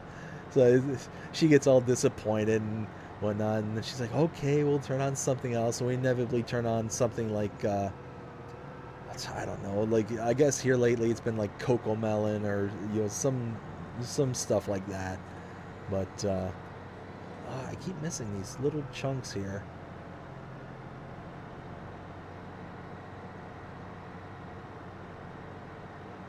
Ooh, I missed a big chunk of grass there. How many people out there can say that they've had their baler drifting? I can.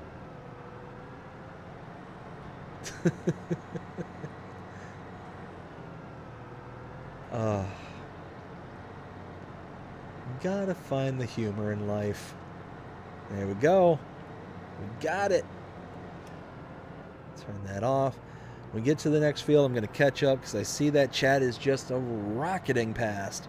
Holy smokes.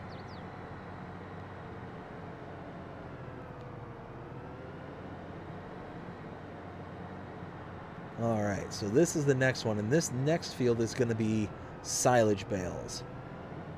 Yeah, see, check that out. Alright. Alright, so let me catch up with the chat here. Okay, so nope, I saw that. Okay. She threw me an awesome Farming Simulator themed birthday party. Oh, now that's cool. Chris says, haha, that's awesome, Will. Yeah, that is awesome. A nice farm sim party. Oh, love it. Chris says, that's a really good compromise, DDD. Nothing wrong with that. Will says, what is everyone's favorite small, medium, and large tractors? You can only pick 3. Ooh, well, I would have to say, let's see, small tractors.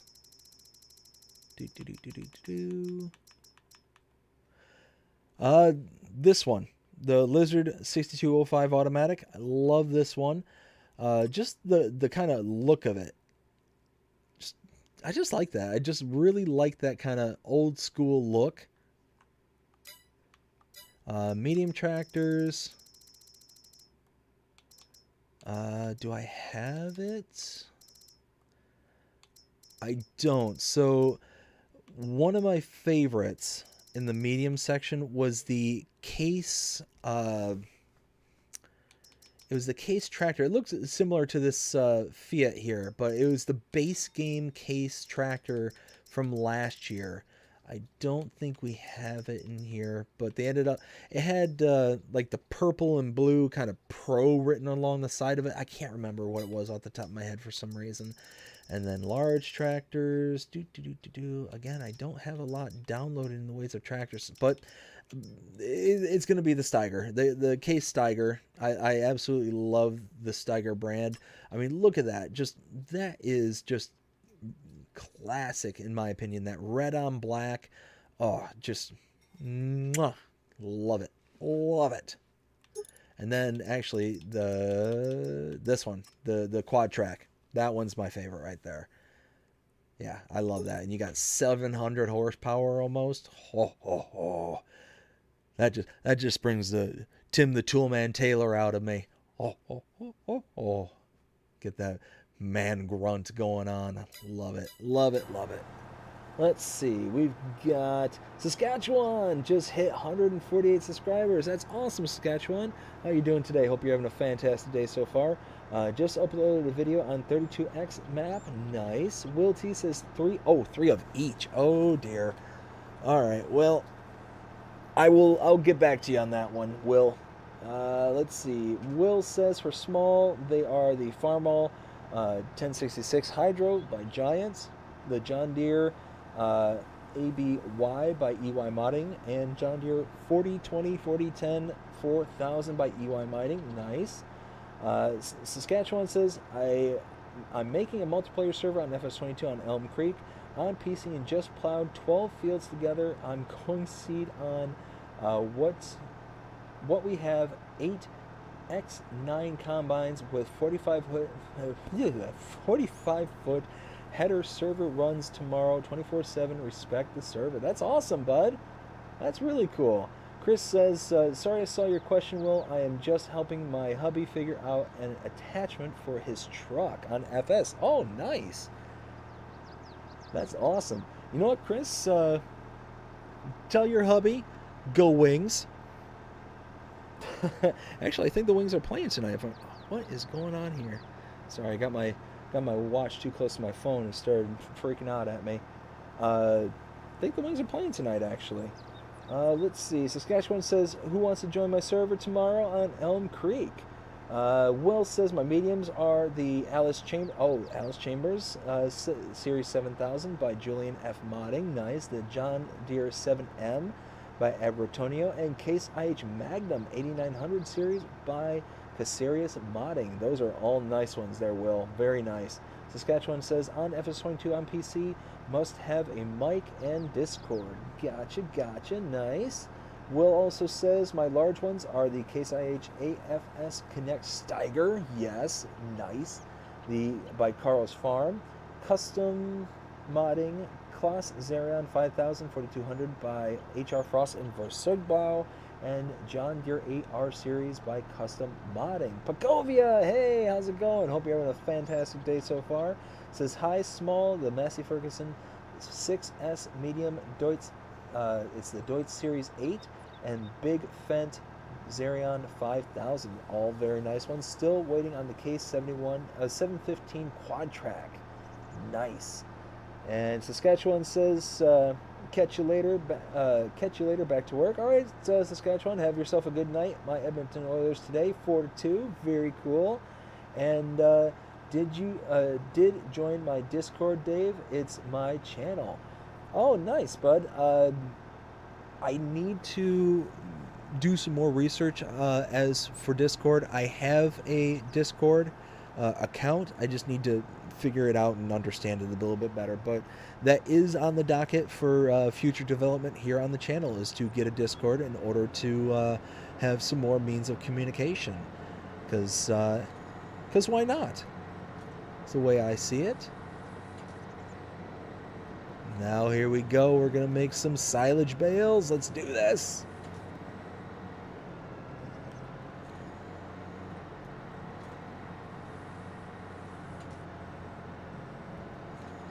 Let's see. So we're just gonna make our rounds here.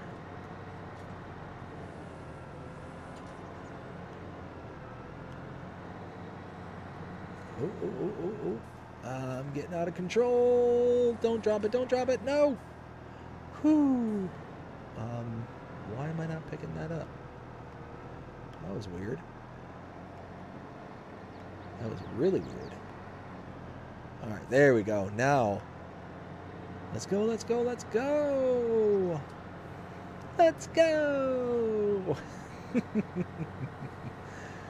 Oh, man. There we go. Oh, I keep missing stuff. Oh no, don't drop it in the gully. Come on. Oh, I got close. That could have been bad. That could have been real bad. All right, now we're talking. Oh, can I get that little bit right there? Yes, I can.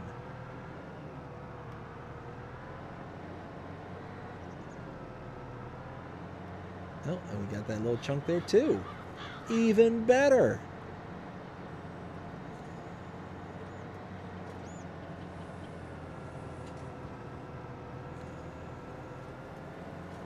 So yeah, we're just kind of making our way around, getting all this stuff taken care of.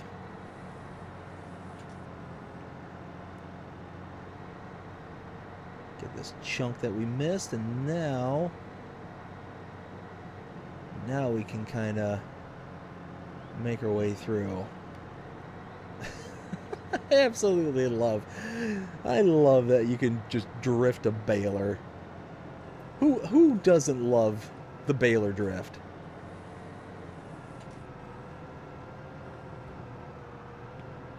So that's something else that I'm working on for the channel. I've been working on it for a little while, but I'm waiting for some things to kind of happen behind the scenes before this happens and gets rolled out. But I'm trying to come up with some channel merch to kind of offer, to everyone out there. And there's so many different things that I want to be able to put as to like various designs and stuff. I think baler drift would be one of them. And wow, did I miss a big old chunk there and not even realize it? Well, that's a little frustrating. But one of them is going to be one of them I would absolutely love, and I would buy this for myself, is the wiggle bottom tractor. I would absolutely purchase that for myself.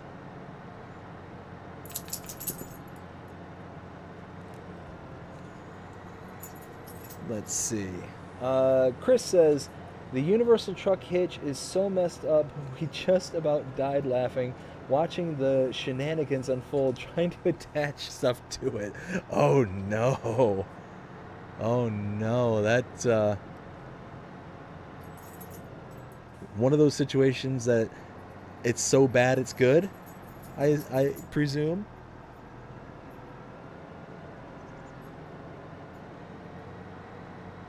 Absolutely love those situations when they come up. It reminds me of the time when I was actually playing on the Valley of the Old Farm. I did a series on that, and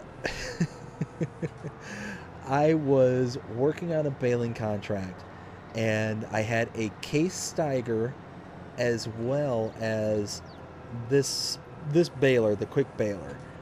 And I don't think it was the quick baler. I think it was the more tamed version of the quick baler. And on that map, you can activate and deactivate fences. So you could go to a certain spot, push a button, and that it will actually like disable the fence, it'll disable the collisions, the whole 9 yards. It's a really great map if you're looking for a good one. Again, the Valley of the Old Farm. But I thought I was far enough ahead from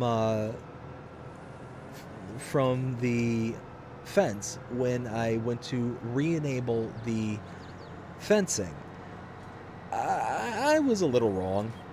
That's actually not true. I was a lot wrong.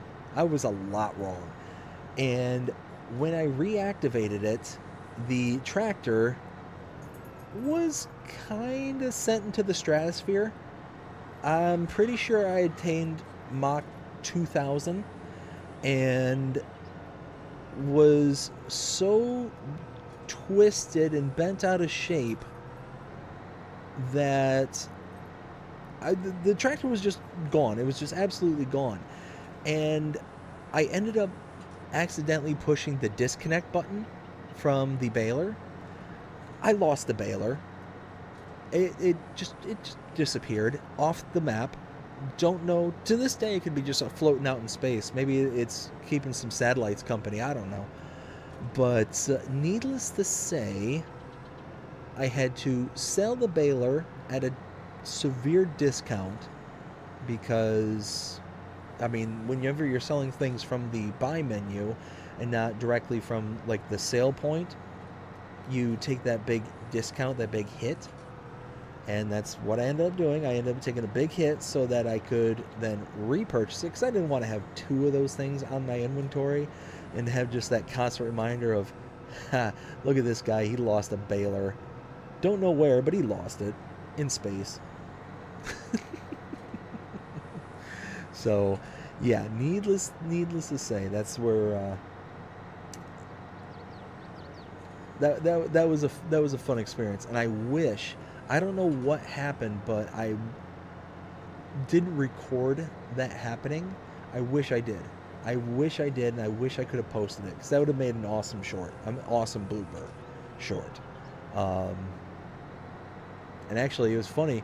The other day, Chris, or was it earlier today? Chris, you ended up finding the video clip that I was talking about the other day in one of our live streams, where it was the AI worker taking the tractor across the Hills of Tuscany map, and then all of a sudden, when I returned, the worker was on their side, back towards the starting farm. When I had left, they were, very, albeit slowly, making their way over to the field that I wanted them to go to. So it's fun when you can kind of see those like really over the top, eccentric kind of outtakes kind of thing, and that's one I wish I would have caught. I wish I would have. Again, I don't know why I wasn't recording or why it didn't capture, but it was just, yeah, didn't end up working out that day. I was kind of sad by that, but it is what it is. And I tell you what, though, that one actually took me quite some time to edit, and here's why: is that one I actually worked relatively hard at trying to align the audio that I used, the music beat track, to hit right as the tractor was starting to fly off into space, kind of thing. So it was one of those that there was a beat drop right at the same time as the tractor starting its epic journey across the map, and it took me a while to dial in that exact point in which that beat dropped and the tractor hit at the same time. So it was one of those that I took a little bit extra time on that one. All right, let's catch up with the chat here. So we've got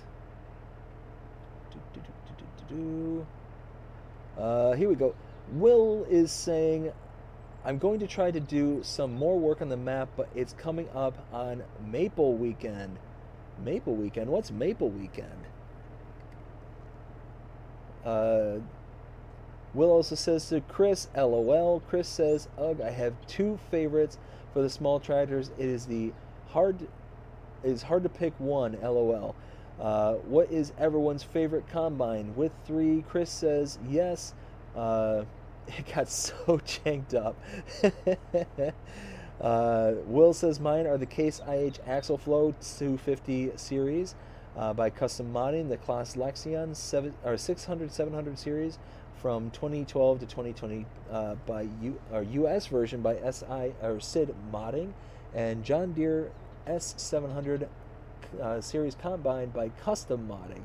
Pacovia says Class Lexion 8900 Fendt Ideal 10T, waiting for a New Holland CR11, New Holland CR11. Ooh, nice. Those are good. Yeah.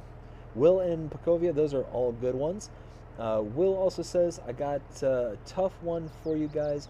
Your favorite DLC, 4 of them. Oof, that is a tough one. Chris says, okay, I'll pick one of them, I suppose. It's the Valtra N series for the small tractors. Medium is also the Valtra LOL and Q series, and large is the Case IH Magnum. Nice, very nice. Pacovia says the Gavile, Horsch, Precision Farming, and Straw Harvest. Ooh, yeah, those are all good ones. I can't write yet. It's 5 o'clock in the morning. Oof, yeah. I don't blame you. Typically, my motor functions start to come into effect at about 2 o'clock in the afternoon. It doesn't make my employer too happy, but They understand. They understand. Chris says, "Yeah, that was yesterday. I think Dave. LOL. That blooper was hilarious, right? Right? That tractor ended up just going flying out in the middle of nowhere, and just something I didn't expect to come back to. Because like I said, I'd walked away to go do something. It was maybe go to the bathroom, maybe make something to drink. I don't know." And I came back, and like I said, their final destination was all the way on the complete opposite side of the map from where the starting farm was.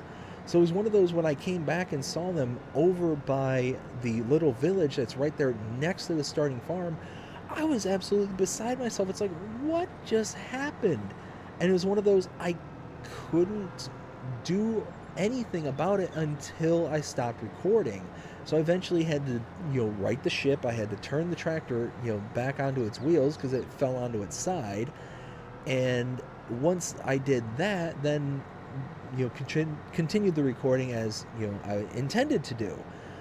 But it wasn't until I had gone to edit the video when I got to that part of the video and it's like, oh, that's what happened.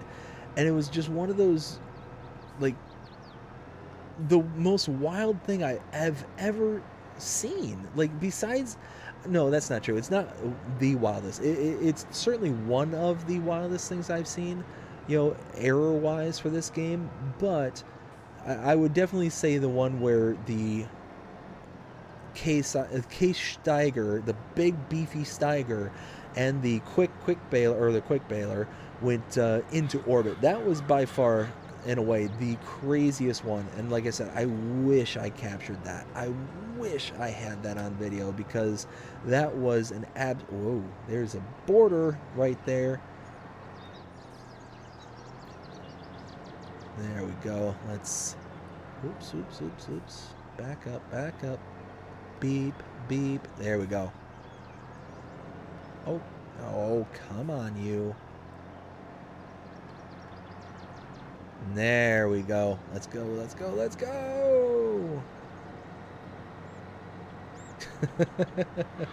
So,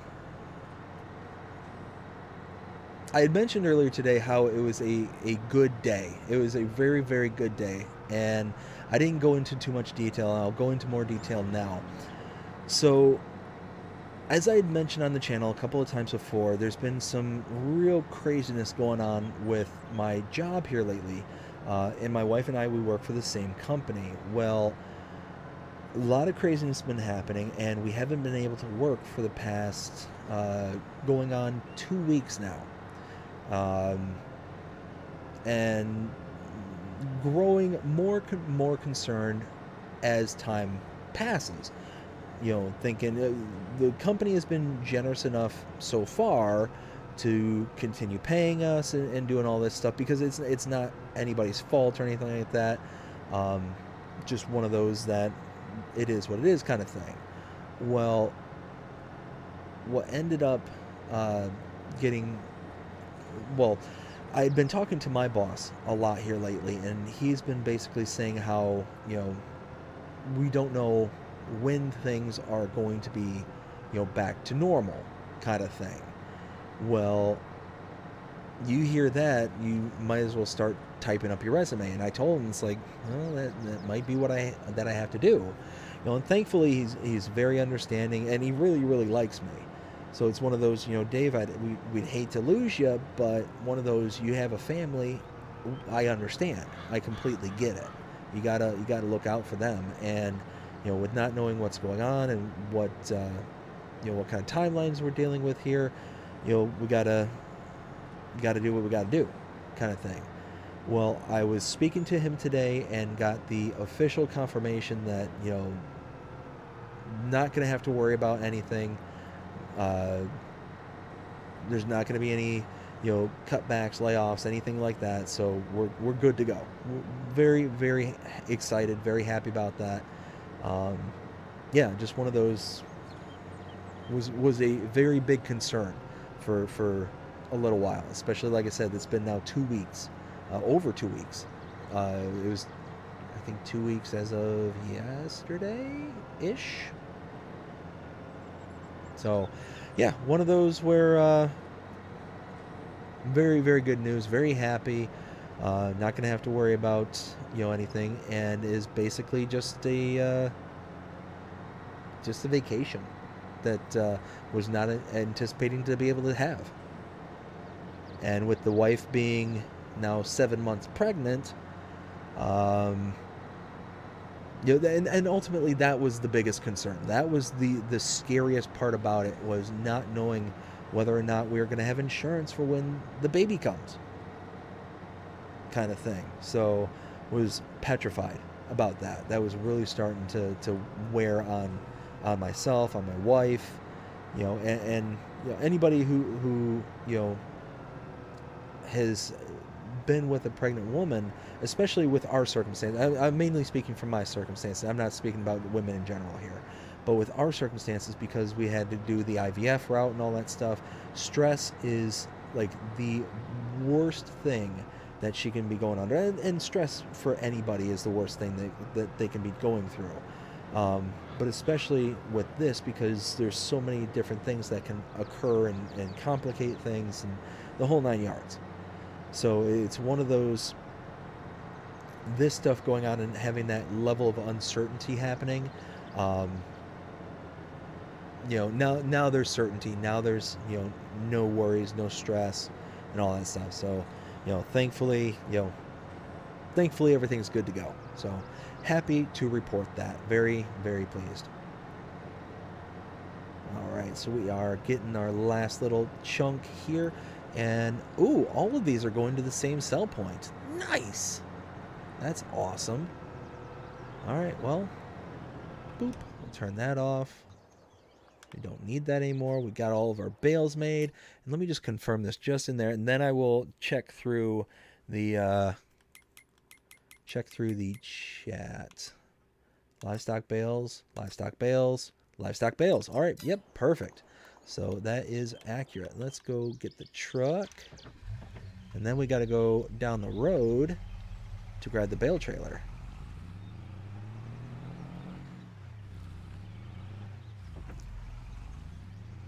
And then once I get that bale trailer, then I will set the worker to have them take the equipment so I can catch the chat. Because I'm falling behind. It's one of those, look, I know... I try very hard to... Oops. That's where the trailer's at. Is down here. I try really hard to make sure that I keep up with the chat and all that stuff. I know it's going to get to or at least, I'm not going to say it like that. I hope that it gets to a point where I won't be able to, because that means that we are continuing to grow and all that stuff, and all that. And that'd be awesome. That'd just be awesome to know that, we're putting out something that so many people are coming around and enjoying, and that's the way I see it, is that if more people are here, that means that we're doing something right. So it's one of those, it's going to be a kind of a bittersweet moment when I'm not able to, why? Oh, it's because I'm not on the truck. Hello. There we go. All right, let's see if I can get the worker to recognize and go all the way out there by himself. Okay, so far so good. All right, so it'd be one of those kind of a good problem to have, but a problem nonetheless, because I love being able to interact with everyone, and I don't want anybody to feel left out. Let's see, so holy smokes.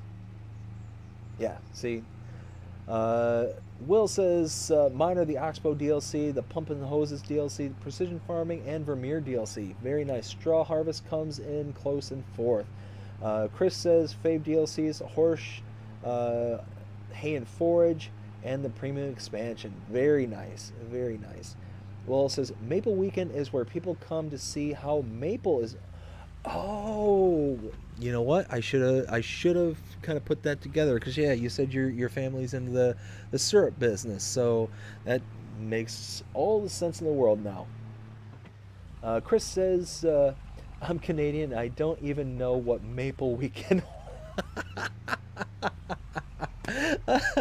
That, yeah, yeah.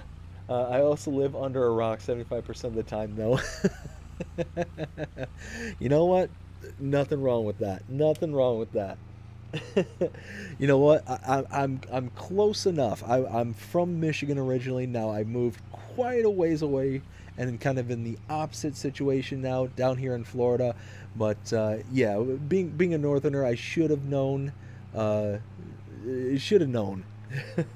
And again, knowing Will and his family being in the maple business, that should have dawned on me.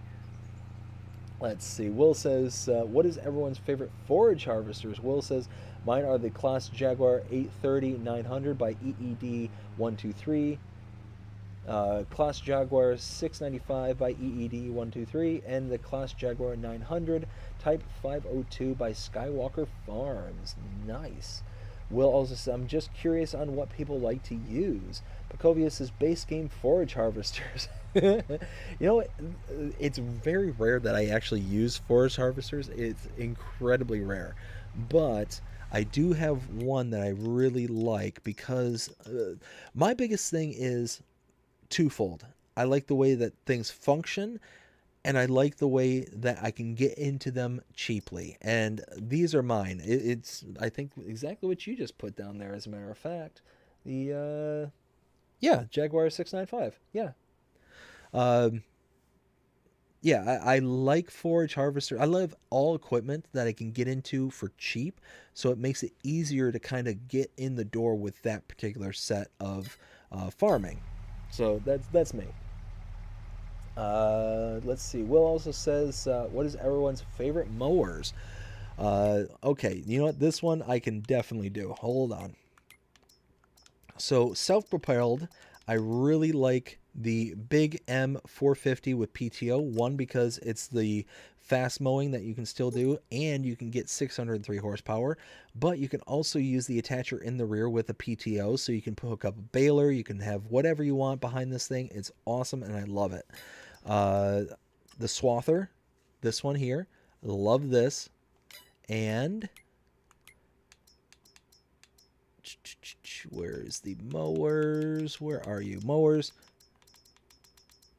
So this one is kind of, I'm split on this one. I love the John Deere HX20. I love this one because, again, introductory price matters to me, especially when I'm first starting out. And this is a good starting mower. And it also works as a mulcher. Love this one. But if we're talking just for a kind of aesthetic appeal, this one here, the Lizard HHMB7, the rear cutter bar, this thing just looks vicious, and I just love the look of it. And the sound when this thing turns on, that kind of metal on metal kind of sound, almost like a slow set of trimmers. That's the sound that this thing makes. And same thing with this. So that's the front and rear cutter bars here that I really like. Let's see. Jonah says, I just started a new job this week." Oh, nice, Jonah. You liking it so far? Gold Gaming. Hey, how's it going, Gold? Hope you're having a fantastic day so far. Pacovia says mowers is the Big M450, the Samaz KDF and KDD, and the Novacat 301 and A10 Crossflow. All those are really good ones. Chris says Forge Harvesters is the Colossus and TARDIS. Yes, both of those are really good. Will says mine are the Swather Pack. Nice. The Vermeer TM 1410 and Kloss Disco by Giants. Very nice. Let's see. Chris says howdy to Gold. Will also says the Big M is awesome. Yeah, I love the Big M. Will also says everyone's favorite windrowers. Ooh, okay. You know what? This one, I think it's these two. These two here. The trailed windrower, the Lizard trailed windrower. Specifically, this is number one. This is a close second with the front windrower. The reason that this one, I think, edges out this one is because the trailed windrower puts the swath closest to the baler. You can hook stuff up to this one directly. And what's nice about this is that you can make sharp turns and not miss a whole bunch. That I love that. Now, the front windrower essentially does the same thing as this, except you hook it up to your front 3-point link. But this one, if you turn too sharply and you have a baler on the rear of your tractor, you can miss little chunks here and there. So that's kind of my big thing. And then this one, the Samaz Twist 600, again, because it's good starting out.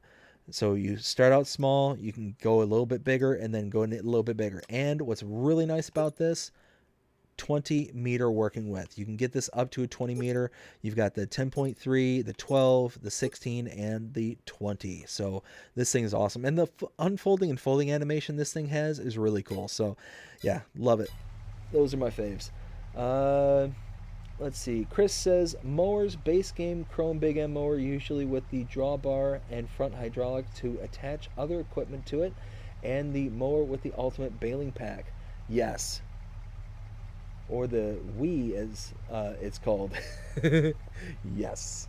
Pacovia says, I tried the Big M500, but the Big M450 is better. I can agree with that. Chris says, windrowers, the lizard trail behind and front one. See, there we go. Great minds. Fent one and the one with the ultimate mowing bale pack. Again, also really good. Will says, mine are the Krone Swadro 2000, GTX, Vermeer 2800, and the Oxbow 2340. Will also says, everyone's favorite slurry spreaders. Okay. And we've got slurry spreaders. Let's check those out. Where is slurry? There we go. I am partial to... I like the look of this one, the Coeco trail one. I do like this, and you can get the attachment bars as well. Also like this one, the Polysys, the FarmTech Polysys, and the reason I like this is because oh yeah, so you can have the different distribution systems. You can have the drag hose, you can have the swivel, so that I really like. And it's the same working with, so you get basically the same thing. It's just what kind of animation, and it comes with the manure sensing, which is really cool. So yeah, that's my big one right there. Will says, mine are the Valmetal Max, the Tech Dura by Custom Modding, which is my favorite, the Lizard Slurry Barrel by Bartson V3, and the Coeco Zerion Saddle Track Semi-Trail Tanker. See? Again, great minds. Alright, let's do this. Get out of the way, bird. Leave me alone. Now, see, my only complaint about this truck, is that it seems like the brake is really overpowered. Is very, very overpowered. So it makes it to where you can really kind of stop on a dime, which oftentimes it's a really good thing. But when you're just trying to go slow, or you're trying to kind of be a little methodical from time to time with your movements, it can be very difficult. Oh dear, oh dear. Easy, easy, easy. Okay, I need to pause the stream really quick. Oh, and I did pick it. No, oh dear, no, no. I need to pause the stream. I will be right back.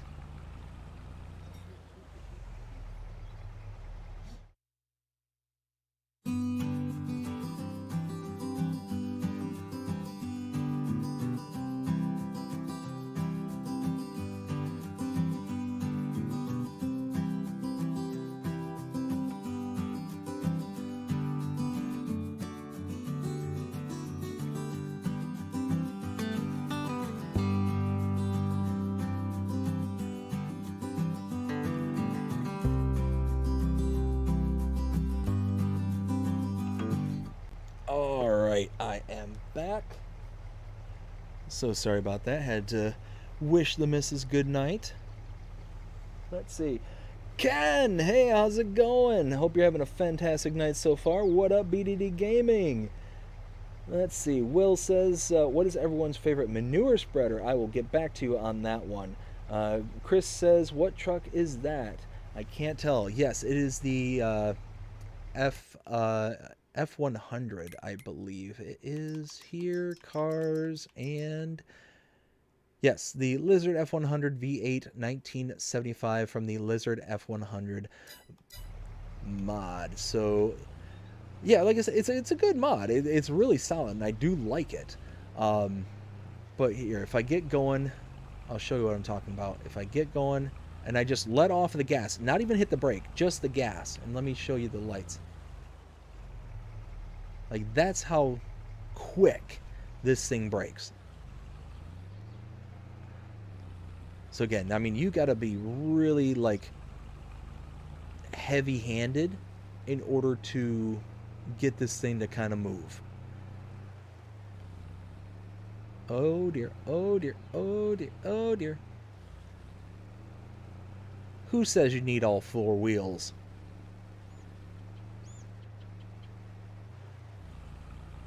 I mean, we could take Doc Brown's advice and roads.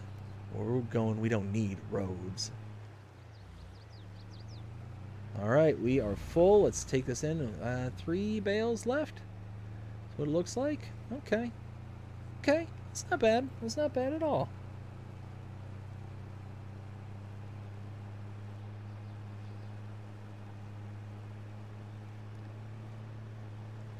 All right, let's get on a straightaway here, and then I will read the chat and drive at the same time. Going to be dangerous, but we'll give it a shot.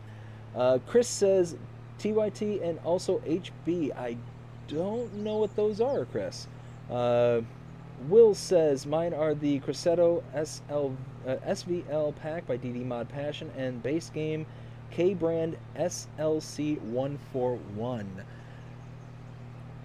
And for those who don't know why I just did that, I call the brand, the second brand that Will wrote in there, the K brand, because YouTube's automatic voice recognition can be no bueno from time to time. So if you throw that, name out there, it can mistake it for a slur. So again, I try not to incur YouTube's wrath. And yeah, so one of those where we're just gonna call it the K brand. Let's see, we've got Chris says, oh yeah, I tried that truck out, not too shabby. Yeah, no, I really do like this truck. It is a really solid truck. It has just got one heck of a braking system. Again, at 48 miles an hour, just letting off not touching the brakes. No brake whatsoever. Like, that's, I mean, now don't get me wrong. I would much rather have this kind of braking setup than the opposite being true. So whenever I use the modded trailer, and it's honestly, if it didn't do this, it'd be my favorite trailer out there. So I'll go ahead and answer. Actually, let me get through town here because I'm going to run into something or somebody or everything. I'll end up on top of one of these buildings somehow, some way. I'll just be perched right on top of the bakery right there.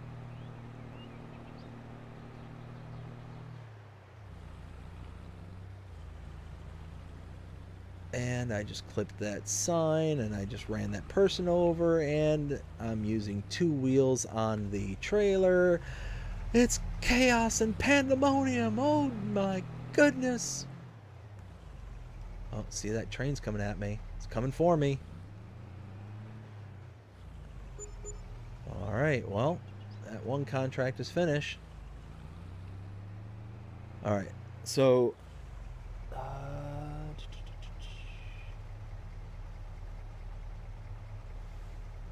yeah, the trailer. That's what I was talking about. So this is honestly one of my favorite trailers, and the reason that I like it so much is because this one, the Lizard Trans 70. This one I love. $36,000, 70,000 liters. But the party trick that trailer has is that you can lift it up in the rear to elevate it, and you can use it almost like an auger wagon to where you can kind of like tip into things because it's up high, and it just recognizes it as a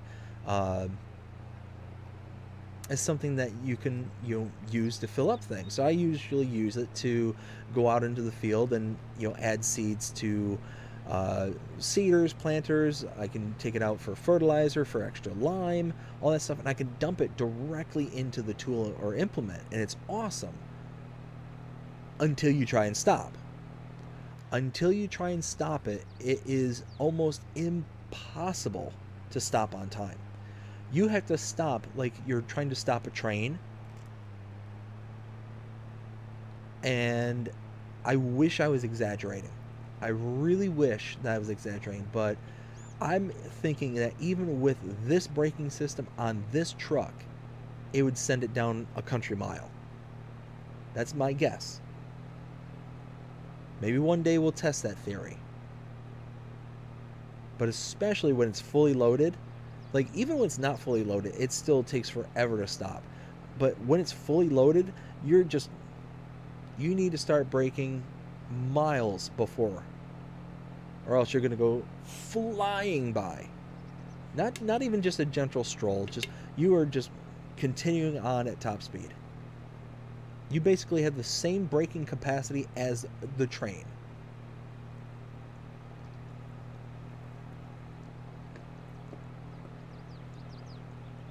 Let's see.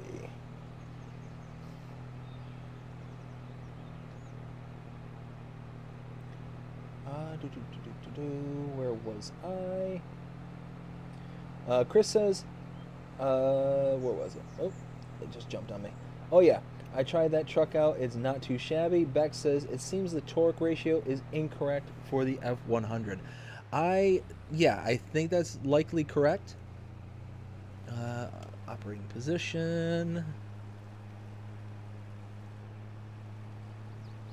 I'll pick these 3 bales up and then I will catch back up with the chat.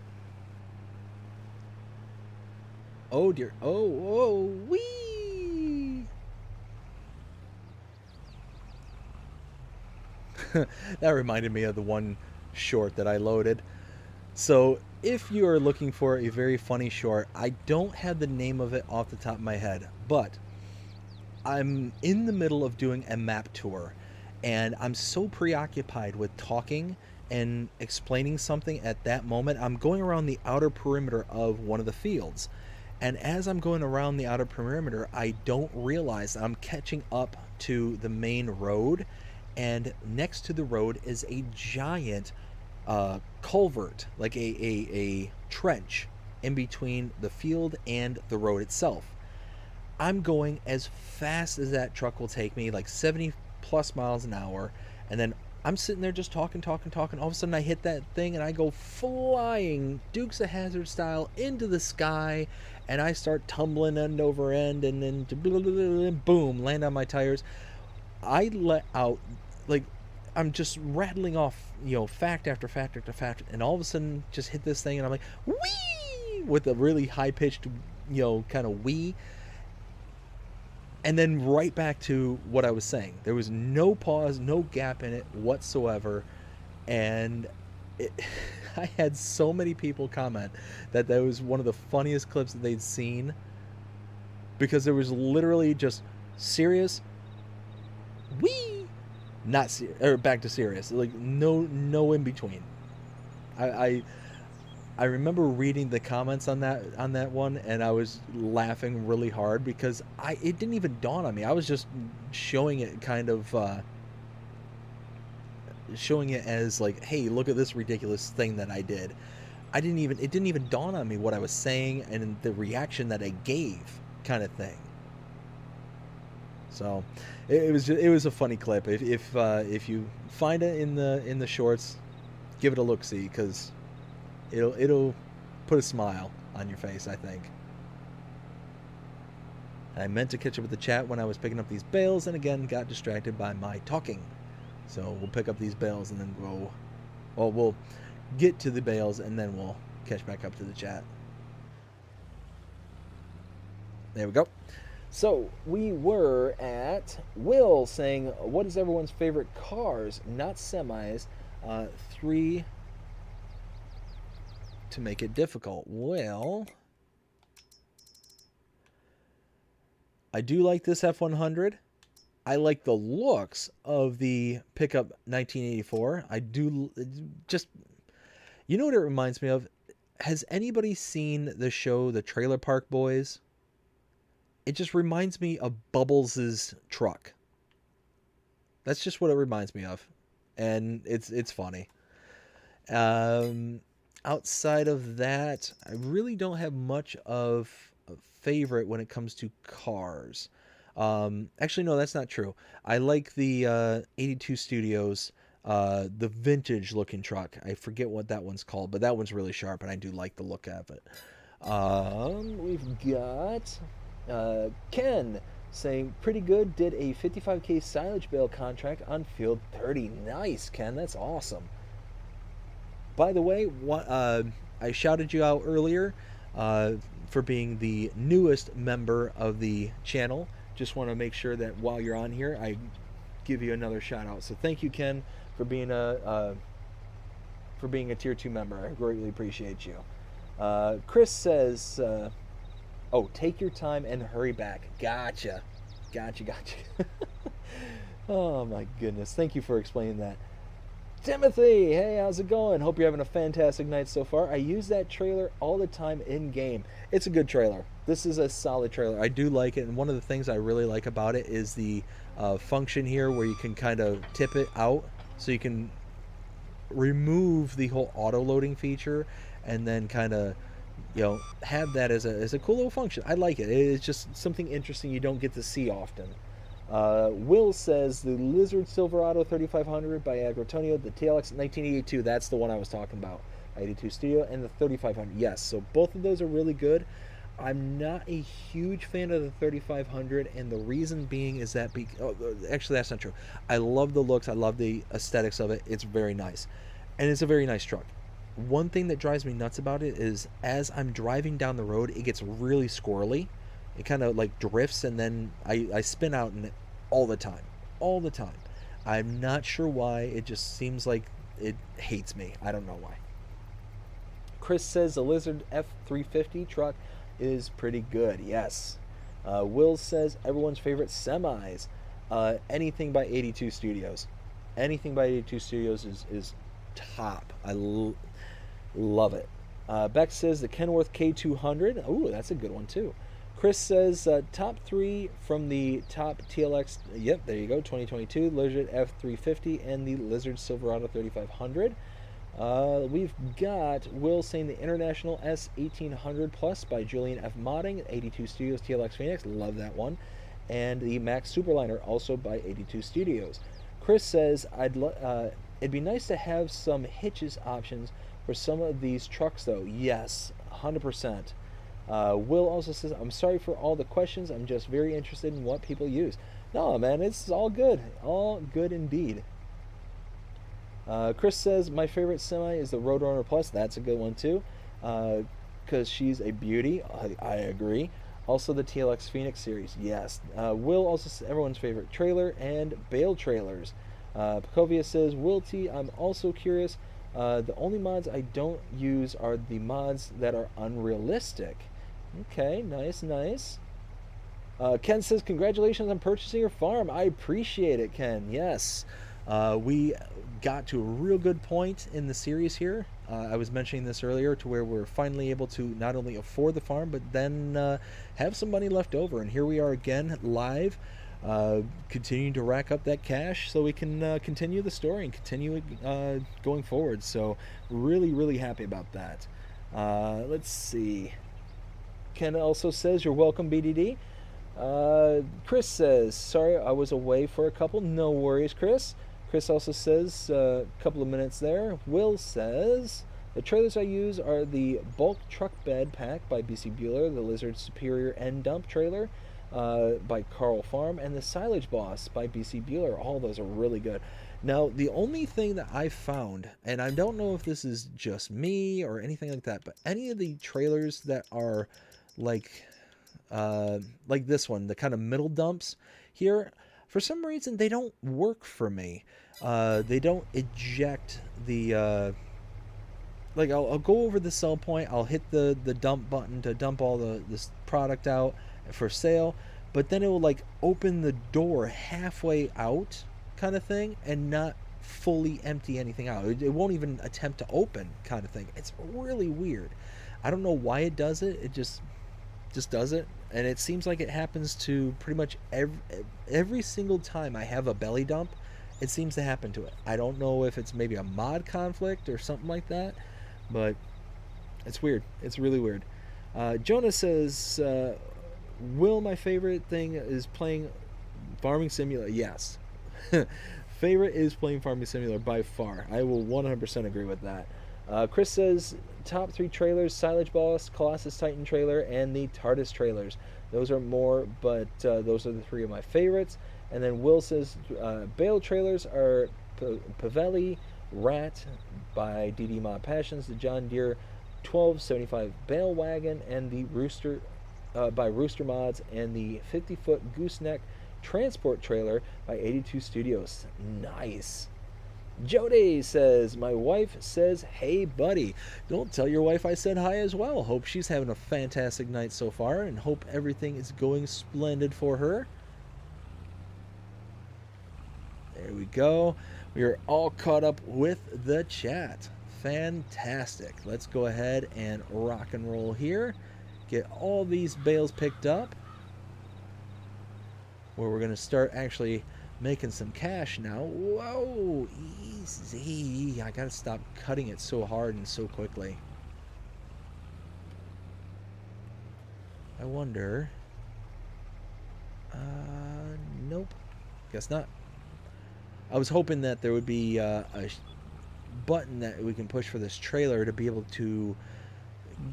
There's certain trailers that are equipped with a pro mode and easy mode, where the pro mode has the auto load feature where it's basically right over top of the trailer, and then the easy mode gives it a kind of extra wide kind of pickup radius. I was hoping there was something like that here, but it doesn't appear to be the case, which is fine. I just kind of have to go at it a very specific kind of way, so not a huge deal. Wow, there's way more bales on this field than I thought there was going to be. Hopefully that means there's going to be a lot of money in my pocket. There we go.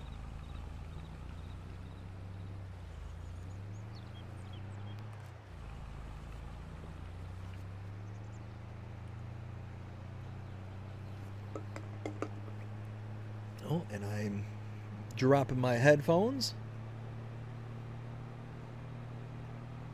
Let's see. Jody says, tell your wife I said hey. Absolutely, Jody. I will have to tell her in the morning though, because she has gone off to bed. But I will definitely make sure that I tell her that you said hi. It's actually really funny, but she gets really giddy, like really excited when she hears that people are like either asking about her, that people are saying hi and all that stuff. Like it's really funny because she's like, oh, that's so cool, and she like it's just one of those that I guess she just never expected. When I told her, hey, what do you think if I do YouTube and whatnot, and when I was telling her about that, and she's like, oh, well, that'd be fun, it'll give you something to do and kind of all that stuff. And I guess she never anticipated people would be like, oh, hey, how's your wife? Hopefully she's doing good and all that. And she just gets a big kick out of it. And I'm still working on this. I'm still hopeful to be able to one day get her on the streams here. I would love to be able to get her on to just kind of hang out with us all, and maybe one day actually pick up the controller and have her give this game a try. Although I am afraid of creating a monster in that regard, because right now all we have is one system. We have just my Xbox. She really doesn't play video games. It's very, very rare. Like, she'll play like phone games and stuff, but not like actual sit down video games. She's really interested in actually in getting like a Nintendo Switch. And her brother, who is in town, he's the one who's stationed out in Guam, because he's in the Navy.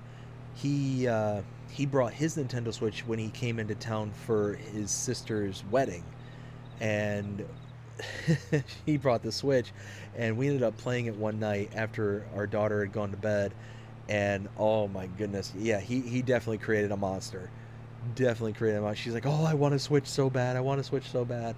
And it's like, okay, well, maybe one of these days we can get it. You know, it'd be cool. Um, so that's gonna be something that's gonna be on the wish list one of these days, I'm sure. There we go.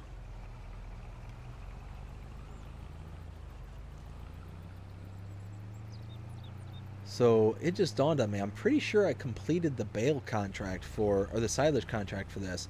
So that means that all these bales that we're now picking up are money in the pocket. So this is actually going to be a really good payout right here. Like, that's going to be 2 wheels. Let's go.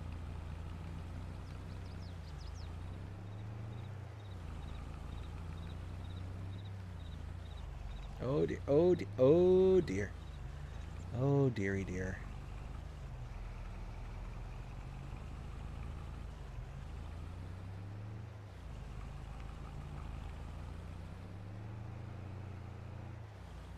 And one more. Alright, let's take a look at the chat again real quick. So we have got, where am I?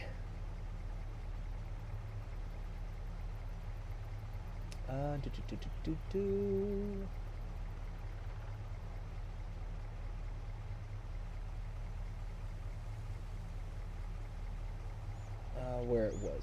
Here we go. So Will says, hey to Jody. Jody says, how much is that contract doing? So this contract here, I've got 3 of them, 3 baling contracts I'm working on. One's for 14,758, 17,501, and 9,951. So really good kind of base price, but where we make all of our money is the bales because we're selling everything. We have no storage, no nothing right now. So might as well make the money while we can. Jody says hi to Will. Jody also says, make sure you hit the like button for an awesome channel. Well, thank you, Jody. I greatly appreciate that. Yes. Take the lead from Jody and smash that like button. Just punch it. Do whatever you got to do. Give it a little tap, tap, tap. Whatever. You know what? Why do people say smash that like button?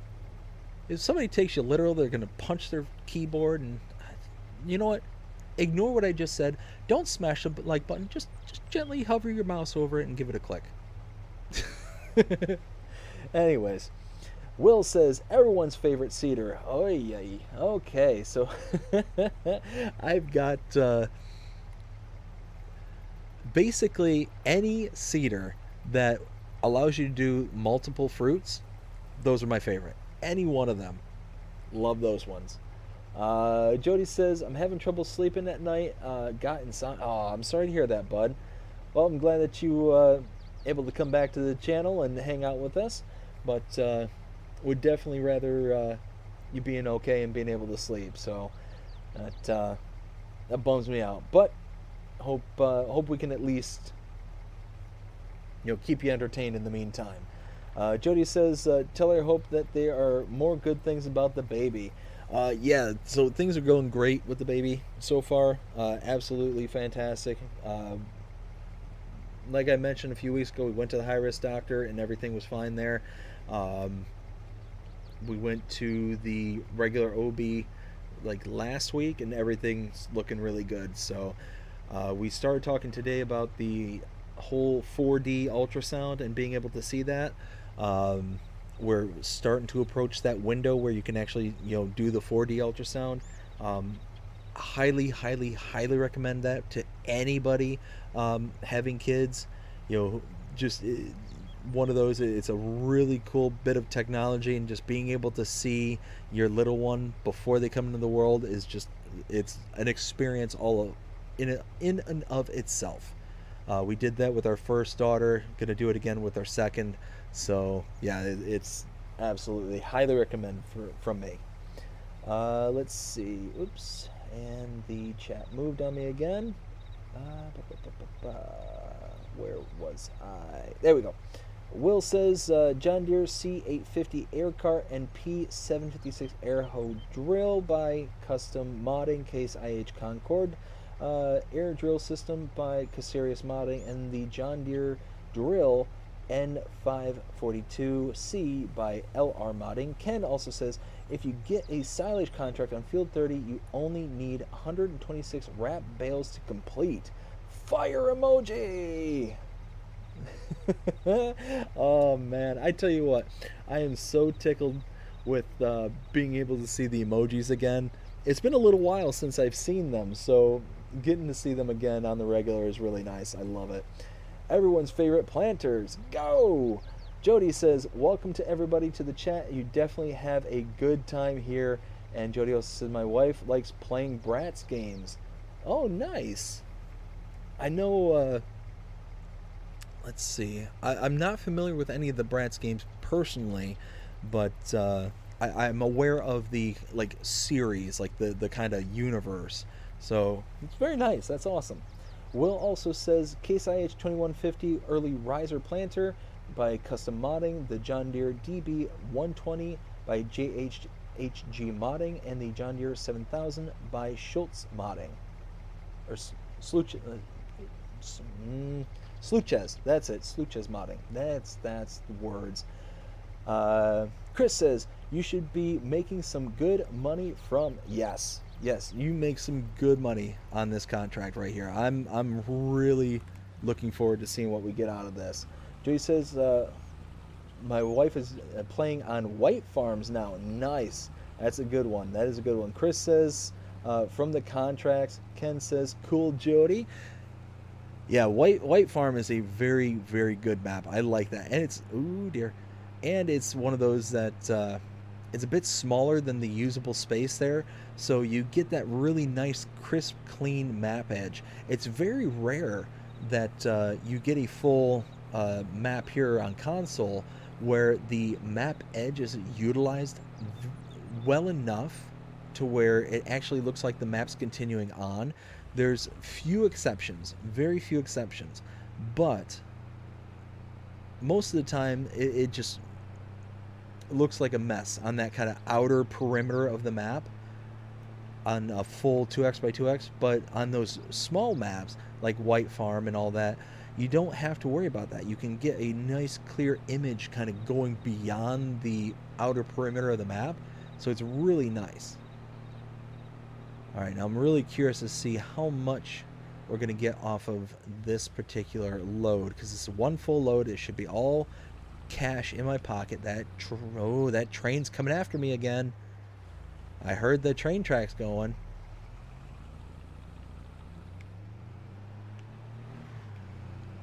All right.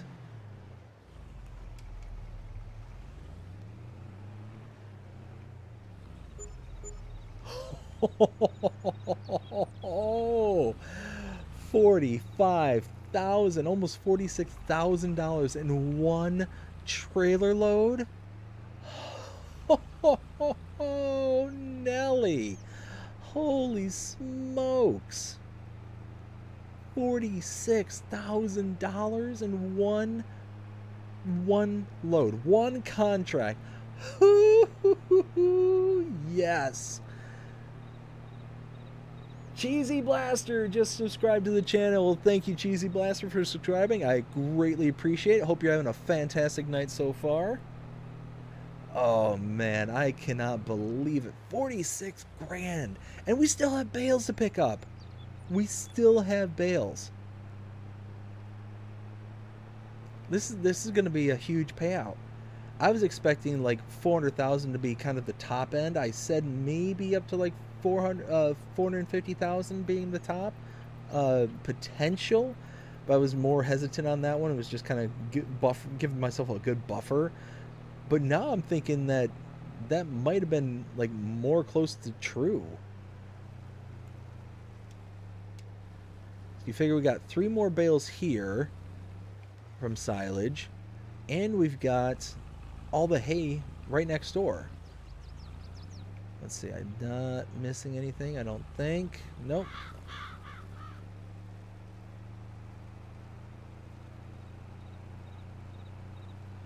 All right, so now let's go pick up. Let's go pick up that hay bales right over here.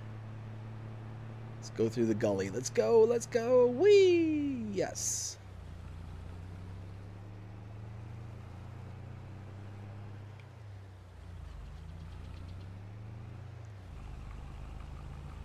Let's see. So we've got Jody says, where did you find the bale trailer? So that bale trailer that I'm using right now is this one. It is the Lizard Gooseneck Haymaster.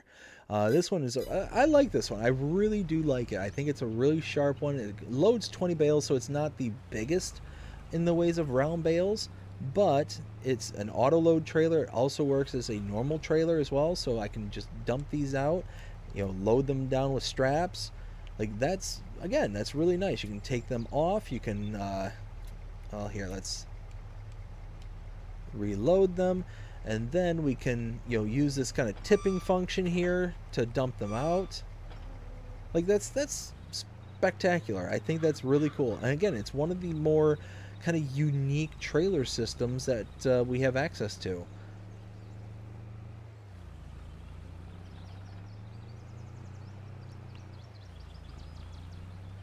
I can only imagine how this looks in first person view, just kind of tipping around on, oh dear. Tipping around on, you know, two wheels like that all the time. All right, I think that's everything. Now let's see what we got here. So the final payout. Off the Rails Gaming just subscribed. Off the Rails, thank you for subscribing. Greatly appreciate it. Hope you're having a fantastic night so far. We are finishing up this last baling contract. We'll see if we got any more contracts. We might skip into the next day or the next month and see what kind of contracts are available in the next month. I got a wee bit more energy left in me to kind of hang out and continue on. Oh dear. Oh yeah, okay. Now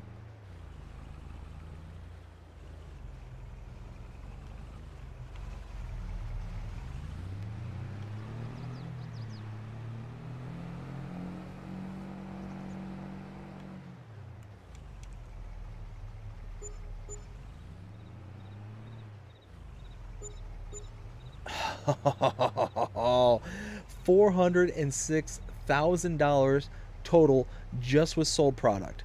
Just with sold product, we got over 400,000. I wasn't even expecting that much with the finished bale prices that we got, the finished contracts. Holy smokes! Let's see what we get. Let's see. Boom, boom, boom. Oh, just short. $447,000. Whoo, boy. And let's go ahead and do a weeding contract. Why not? Why not? What is that contract? That's on 32? Okay, okay. Well, let's go park this somewhere. Might take this back down to the homestead and just leave it over there for the time being, because we're going to be doing a lot of development over by the farm. So having a bunch of excess equipment in the way is probably not going to be the best thing to do. And it finally dawned on me.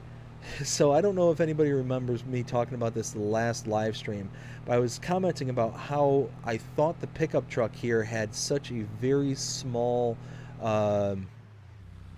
repair bar. I was at like halfway in the last live stream and I made a comment about it. It's like, oh, well, that doesn't make any sense. Why would that be? Well, because I was being a silly goose and didn't realize that it's because I have the trailer hooked up, and the trailer is what's driving the thing down, because the trailer is used. So yeah, needless to say, the truck is fine. It's the trailer that's dragging me down. Oh well. Worse things have happened. Let's see. Go ahead and snag me a drink real fast.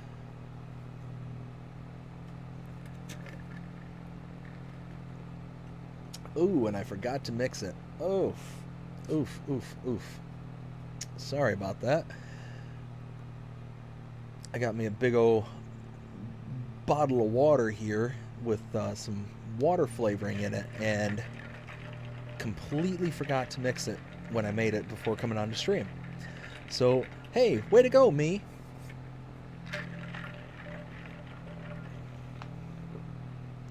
So, you know, while I'm thinking of it, I wanted to talk to the chat just real quick. I'm going to catch up with the chat, but then I want to throw something out there. I want to get people's opinions.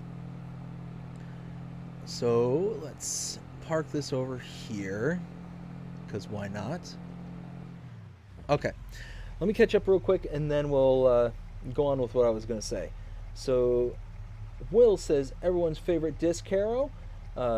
Jody says, hi to Ken. Did I miss Ken? Oh, no, okay. Did not. So, let's see. Chris says, hey Jody, hey Ken. By the way, sorry I missed saying hi to y'all, LOL. And anyone else, sorry I'm a bit slow tonight. Hey, no worries at all. Don't hold anything against nobody. Oh, wait a minute, I just realized I have it on top chats, not live chats. What is up with me tonight? Making silly mistakes. Pacovia said the Cedar, the Terminator TH-18, TH-1400. Jody says, I know that's a weird saying. Will says John Deere tillage disc 2660 VT 33 foot by LR Modding. John Deere 2680H high performance disc by Custom Modding. And Horse Joker 8RT. Chris says, I've been going back and forth from my bedroom to the living room checking out my hubby's FS game, and I play mine and watch the live. LOL. That's awesome. Multitasking to its extreme. I love it. Ken says, don't be Chris. Missed the start. Jody says, I had to take sleeping medicine. My wife's baby is still, everything's going well. That's awesome, dude. That is so great. Glad to hear it. Keep it up. Keep it up. Will says, I'm heading off to bed now. Have to work early in the morning. All right, well, if I missed you, I apologize, but I hope you have yourself a fantastic night and take care. We'll see you in the next one. Jody says, you make me laugh. I'm glad to hear that. Fire farming. Or fire tractor. Ken says, catch you next time, Will. Chris says, have a good night, Will. Chris says, I'm jelly. The contracts on Ravenport have been messy so far. Laughing, crying emoji, but was also to be expected. Yes. Yeah, so it's the contracts on here are fantastic. I mean, really, any kind of map with large fields are going to be absolute top notch, but one of those as well where, you know, kind of the double-edged sword. You know, we have to deal with the time that it takes to do those contracts. Let's see, we've got Ken says, just purchased a TMR production to put on my farm. Nice. Chris also says, nice, Ken. Which one did you use? Off the Rail Gaming says it's Jonah's second channel. Oh, nice, Jonah. Well, thank you for subscribing with both your accounts. I greatly appreciate that. Ken says, couldn't tell you offhand. Get back on game to find out. Chris says, nice. Fire and celebration. We've got Chris also saying, LOL, Ken, no problem at all. That happens to me all the time. When Ken with the laughing, crying. Chris says, I have really bad ADHD, so my memory is not always the greatest, LOL. And then Ken says, I've learned a lot watching BDD streams, and folks, it has been helping me to move forward with my Let's Plays on Alma. Well, hey, I'm glad that I'm able to help out there and able to kind of show you some things that I do. It's really kind of crazy how you can really pick up on a lot of different things. I even kind of touched on this the last time that we streamed. How just by watching certain streamers, you can really pick up on little subtle details and subtle little tips and tricks that you wouldn't necessarily think of, like if you're on your own, kind of thing. And I think that goes with anybody. You watch anybody else play a game, that you are also playing, you can really kind of pick up on those little things that they do that you might not have thought of doing. It's really cool to kind of see how that goes. All right, so it looks like I caught up with the chat. So I am really happy about that. So that leads me to something that I wanted to talk about, and I want to kind of get people's opinions. Um, so I've been kicking around the idea of getting a camera to do these live streams on, and was kicking around the idea. I don't think it's gonna be something that I'm gonna start like right away or anything like that, just because there's nowhere for me to really put it at the moment. But when the time comes when I'm able to move and all that stuff, my hopes when we move is to have a more dedicated studio space for the channel. And when that happens, when and if that happens, um, was thinking about doing it then, and I just kind of, whoa, I really took me a while to stop there. But I wanted to kind of kick it to people in the chat here and just kind of gauge what people's thoughts would be for that. Would you be interested in seeing the Dave behind the camera kind of thing? Um, like I said, just kind of curious, or not something that would necessarily interest you, or somewhere in between. You know, just let me know. Let me know in the chat, because I've been kicking around the idea, and just not quite sure where I kind of fall on it.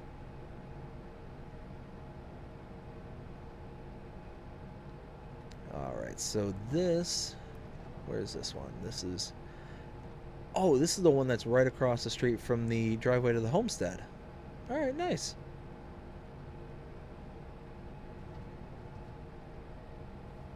So this shouldn't be too bad. All right, so we've got Chris saying, "That's awesome, Ken. Watching Dave with all those trees the day almost got me to want to do some logging." Almost. Yes, the other day. Chris says, "I'm confused. That happens to me often. What do you mean, the Dave behind the camera?" Let's see. Ken says, "Do what makes you feel comfortable with BDD." So it's one of those that the more that I'm doing YouTube and more that I'm kind of doing these live streams and whatnot, the more that I'm trying to, take steps in that more kind of professional direction kind of thing. And just one of those that, like I said, just kind of kicking it around and would want to see what people would think kind of thing. So not quite sure. Like I said, it's not going to be something that happens tomorrow or anything like that, because like I said, I have literally nowhere to put it in my current space. But like I said, it's one of those where eventually I want to be able to have a space that's more dedicated to the channel, more dedicated to doing these live streams. Be able to have a room that's a little bit more soundproof, have things along those lines. So that's the wish list kind of thing. Now, will those things actually happen? I don't know. I do not know.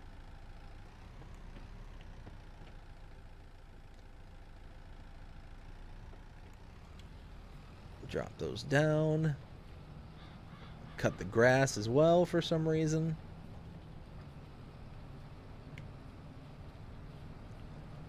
Okay, so it looks like if we keep the field edge with roughly that mirror, the little round bottom left-hand corner of that mirror, we keep it right there, we should be okay.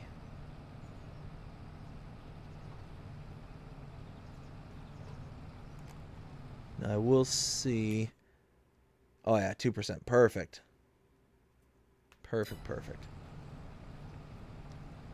There's certain maps and certain times where I've had issues with weeding contracts where it doesn't recognize that you're actually doing the work. So I always become a little bit conscious as to whether or not it's actually doing what I anticipate it to do. Let's see. Chris says, "Oh, LOL." Okay. Chris also says, "Do whatever you're comfortable with." Yeah. Okay. Okay. I can certainly respect those answers. Like I said, I didn't know if anybody would have a preference either way, or if we're just enjoying the format as is.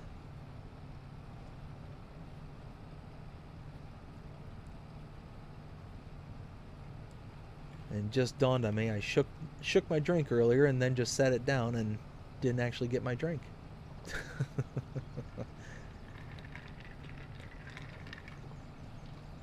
That's better. Now we're cooking with gas.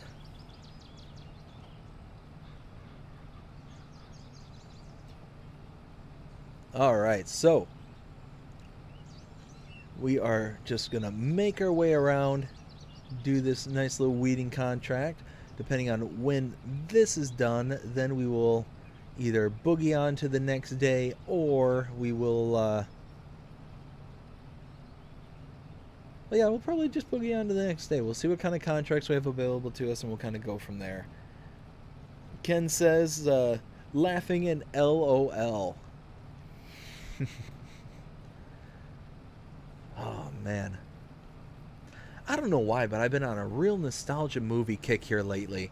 Been really like trying to think of some really good old school like movies and TV shows I'd want to like rewatch again. And I was starting to talk about it early on in the stream, and I kind of trailed off from that topic. But yeah, it's just I was thinking of the other day oh, that's what it was. I started talking about the Wizard of Oz and that new remake that's coming out, and how I'm not too sure, and I'm really worried about it. Really worried about it. So to kind of restate what I was saying earlier, because I don't think I finished my thought, but I'm a huge Wizard of Oz fan. Huge Wizard of Oz. Love the original Wizard of Oz. And even Oz the Great and Powerful, that was pretty good too. The kind of prequel to the Wizard of Oz, I really enjoyed that. But the reason that I enjoyed it so much is actually because of my mother. And she was a huge Wizard of Oz fan. She loved the Wizard of Oz. And several years ago she passed, and when I saw that they were I don't know if it's supposed to be a remake or in the same universe or whatever. I'm not sure what it's supposed to be, but I'm very nervous because I have zero faith in Hollywood nowadays. And I'm just really hoping for the best, expecting the worst kind of thing. That's kind of where I'm landing on it so far. But I like I said, I really hope that they do something good with it, because it seems a lot here lately that Hollywood, for some reason, they get their hands on some kind of IP, some intellectual property, whatever it is, and they're just really poor stewards with the property. They sit there and reimagine or redo it for the modern audience, and you get these absolute classics, and you get somebody who doesn't respect the lore, who doesn't respect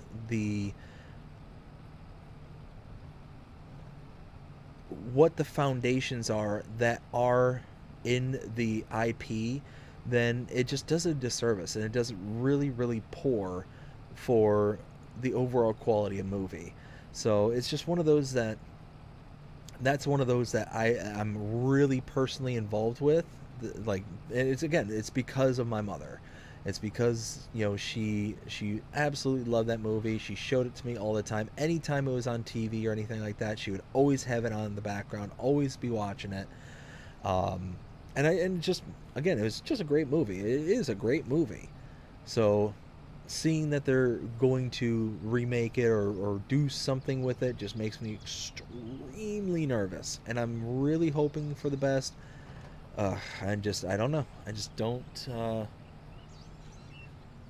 know what is going to happen with it. So we'll keep our fingers crossed and hope for the best.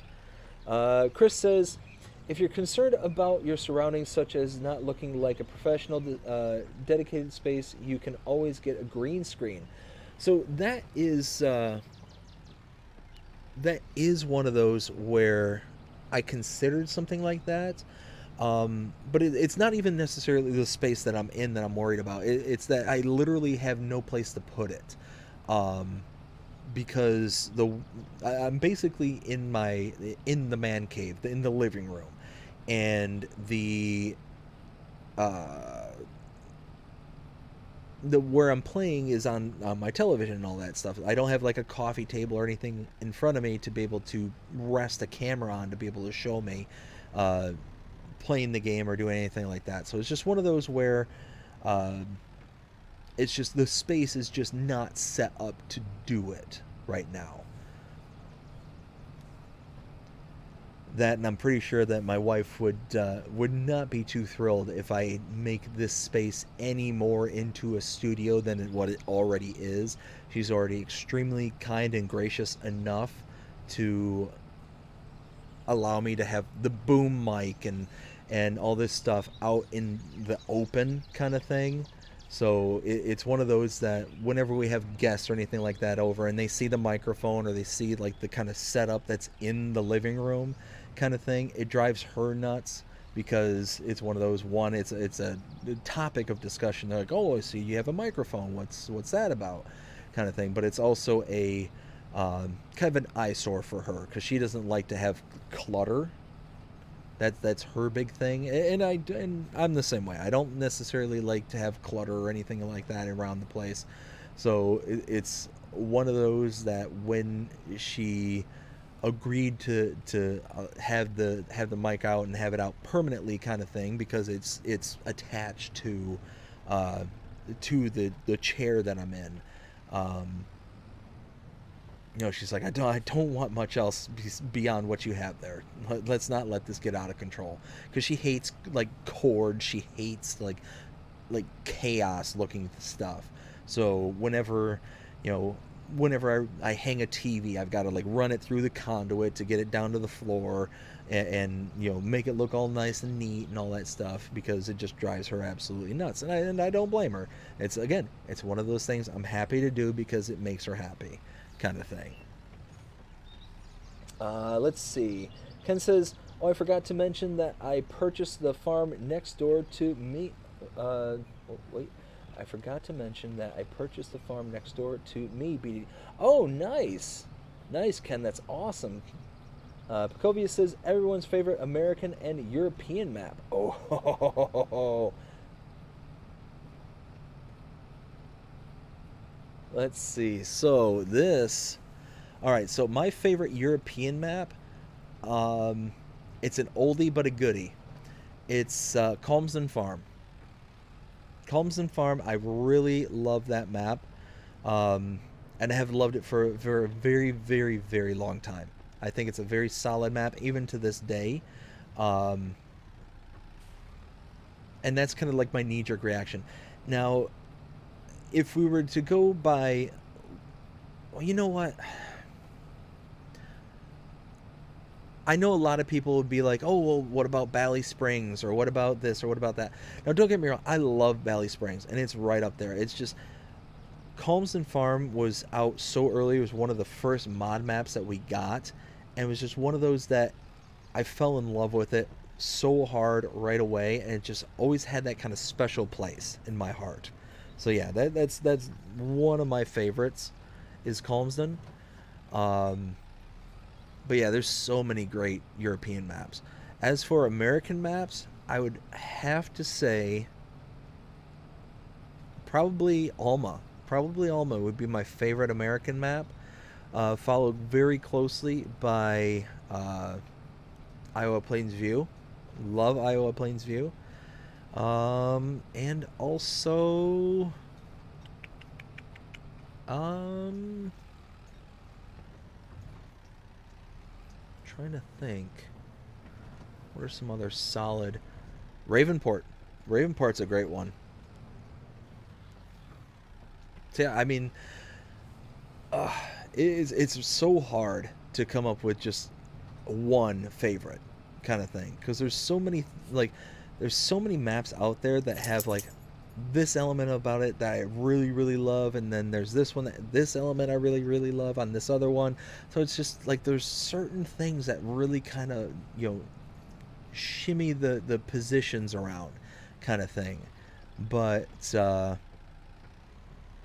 yeah, just Calmsden Farm. I always love that one. Now, one that I love because of the TV show, um, is oh man, why am I? It's the one. It's Jeremy Clarkson's farm. Why can't I think of the name? Oh, why am I drawing a blank?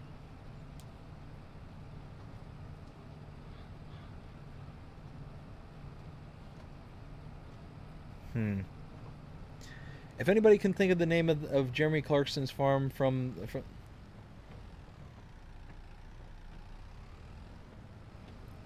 yeah, if anybody can think of that name, just go ahead and throw it in the chat. 'Cause I'm just absolutely drawing a blank. I don't know. I don't remember why. Let's see.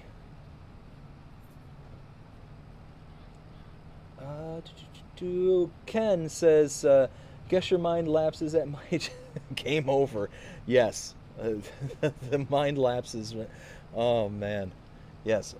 I'm 40 years old, and there are times where, and oftentimes what it is I'll start talking about something, get distracted by something else, and then forget to come back to the other thing I was talking about. That happens to me a lot. Ugh, more than I'm comfortable with saying. Chris says, before I moved my computer desk, the one half of the open living room space has my desk, PC, monitors, gaming chair, mic, all that stuff, plus my hubby's desk, gaming chair, monitor, and all that. And you see that right when you walk into our apartment, just bam, desks and computers. Now there's one less desk. Whew, man. So yeah, that is definitely a busy space. That would that would definitely drive my missus nuts. That would drive her absolutely mad.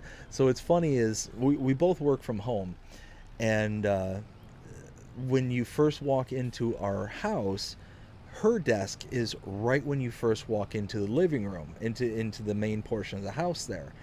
And she hates it. She absolutely hates it. But the reason that we have it there and not some other room in the house, and we do have, places where we could potentially have put it other than right there in the main living room, was the reason we did that is because we used to watch our nieces all the time, and she needed a space where she could kind of keep them, within eyesight, and at worst case, if they went into the kitchen, within earshot kind of thing.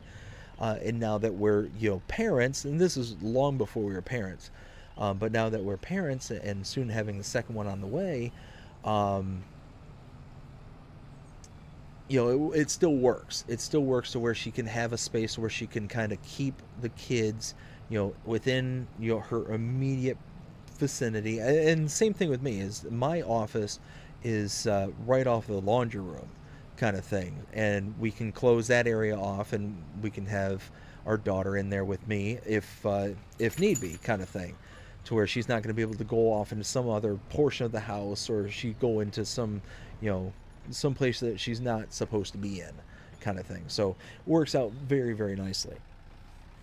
But my office is relegated to the other portion of the house that's way out of the way of most people's view when you first walk in, because my desk is not the greatest of desks out there. It's very kind of dilapidated. It's like an old office desk, and it's functional only. It is functional only. So my dad, he used to be a contractor in the area, and he worked for a company where he was doing tons and tons and tons of work for them. And the work that he was doing with them, uh, they would offer him stuff all the time. It's like, hey, can you take this desk and throw it out, or do you want this desk, kind of thing? Do you want this bit of office equipment? All this stuff. They would ask him all the time, is there anything that you want? We're getting rid of it, kind of thing. They would kind of give him first dibs of things that they were getting rid of.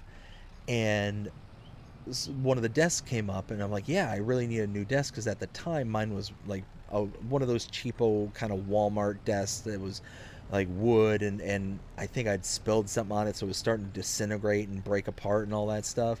It wasn't great. It wasn't great at all. So he's like, hey, you can have an office desk. Well, what I didn't realize is that they worked for this company, or it was from this company that dealt with like mining and stuff like that. Like they did like jet engine fuels and mining and all sorts of different stuff, where where they would have samples of stuff at their desks all the time, and those samples would then go onto the desk. So we're talking like pure carbon, which is like deep black in color and stains everything. So you walk into my office and you see my desk, there's black stains all on the metal that's surrounding the desk, and it looks terrible, like it's absolutely filthy. But you can run a rag over it, you can get all sorts of cleaning chemicals and all that stuff, and nothing of it comes out. None of it is just permanently adhered to the metal of this desk. And it's funny that my wife, she's like, I absolutely hate your desk, put it anywhere out of sight, I don't care, but don't let me see that thing. And it drives her nuts every single time she sees it. So she's got me tucked away way back in the back where she doesn't have to come across it. So it's funny. Let's see, we've got Ken says, sorry BDD, I just can't get my head around the map. Colmson Farm. So yeah, it's one of those that it's just one of those maps that, because it came out early and it was one of the first modded maps, it just gave me a long time to be able to kind of get with it and kind of get used to it, kind of thing. And just, yeah, it just kind of grew from there. It was one of those kind of I didn't necessarily like it at first, kind of thing, but I gave it a shot, jumped on there. And again, because all we had at the time, I think, was it wasn't the Valley of the Old Farm, it was what's the other one by Black Sheep Modding? I can't remember off the top of my head, but it was that one, and then there was Calmsden that came out. And as I'm taking a look at it and kind of going through, I was like, it's okay. But then I started playing on it more and more, and was just falling deeper and deeper in love with it. And yeah, to this day, and with all the updates and stuff that were put out on it, just, yeah, absolutely fantastic. It was one of the first maps too where the kind of adaptive environment, based on the time of the year, that stuff was happening. So the roads flood, there's different sounds all throughout the map. And again, it was one of those maps too where it had integrated animals into the map, to where it had special barns and buildings and all that stuff. It wasn't using just base game stuff.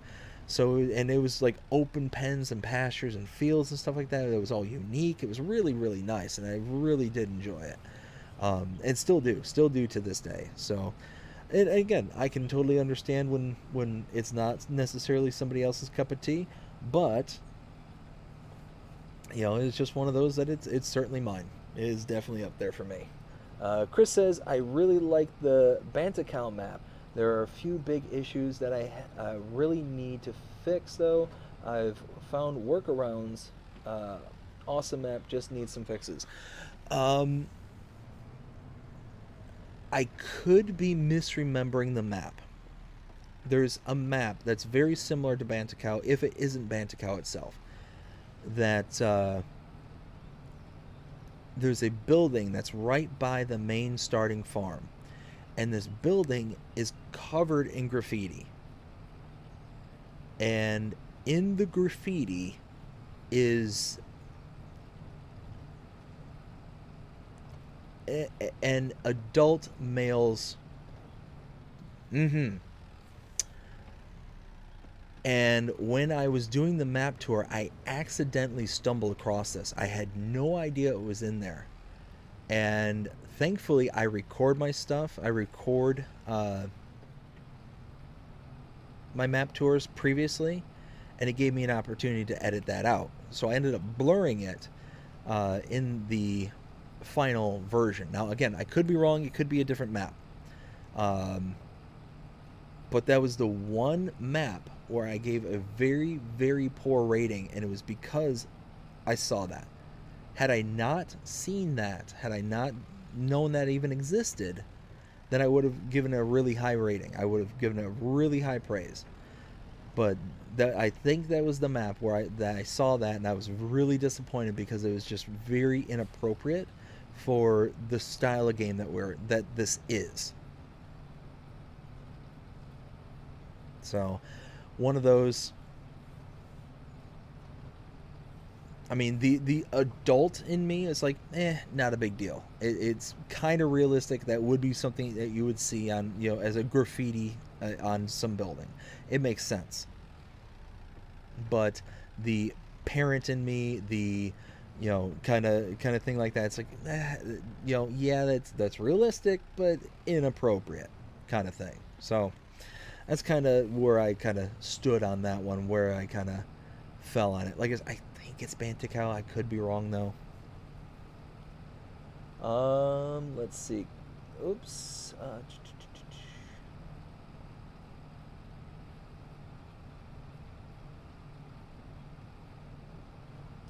Chris says Calmsden. Calmsden, isn't it? Have I been saying something else? Calmsden, isn't it? No, or no, are you talking about Chipping Norton? Chipping Norton, I saw that, yes. No, wait, not Calmsden, it's Chipping Norton. Yes. That's exactly it. Chipping Norton. Yeah, and if you haven't seen that show, it's on Amazon Prime. If you have Amazon Prime, check it out. It's actually really, really good. I was really skeptical at first when I was like, don't get me wrong, I really like Jeremy Clarkson. I love Top Gear. Really thought that was a great show. I liked the Grand Tour, on Amazon Prime as well. Thought they were all really good shows.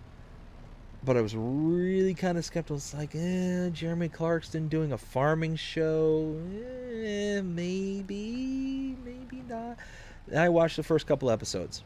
I'm like, okay, so we're basically getting the same Jeremy Clarkson, but kind of the more rural version of Jeremy Clarkson. I can see that, and him going out and spoiler alert, I apologize.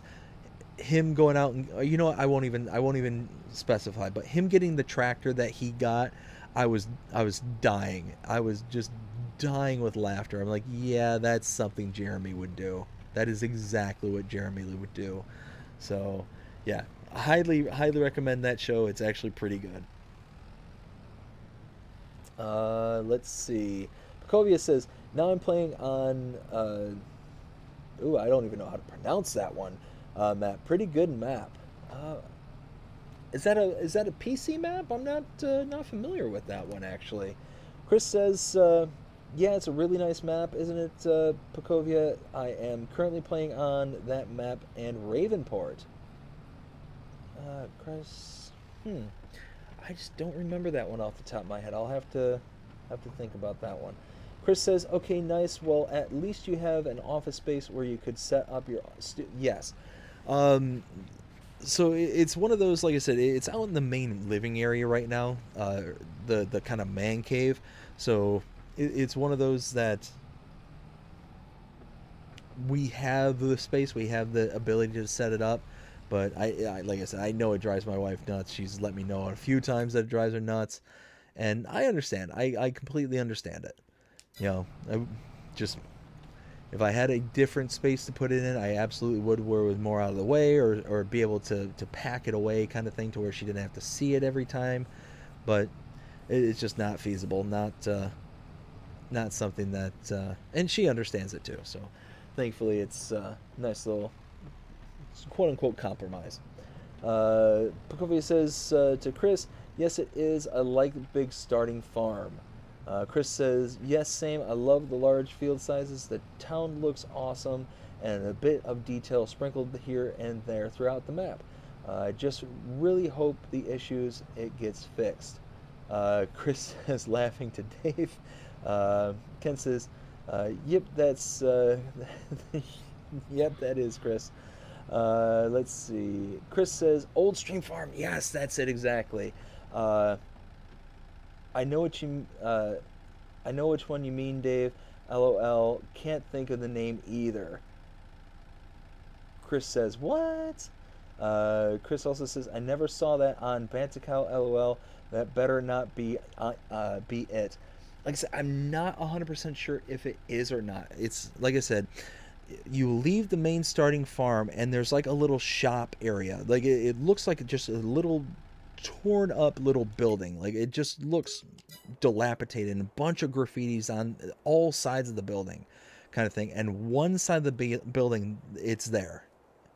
And like I said, it just really disappointed me when I saw it. It's like, yeah, that's really not appropriate. But again, the adult in me is like, okay, I could see that. That's something in real life.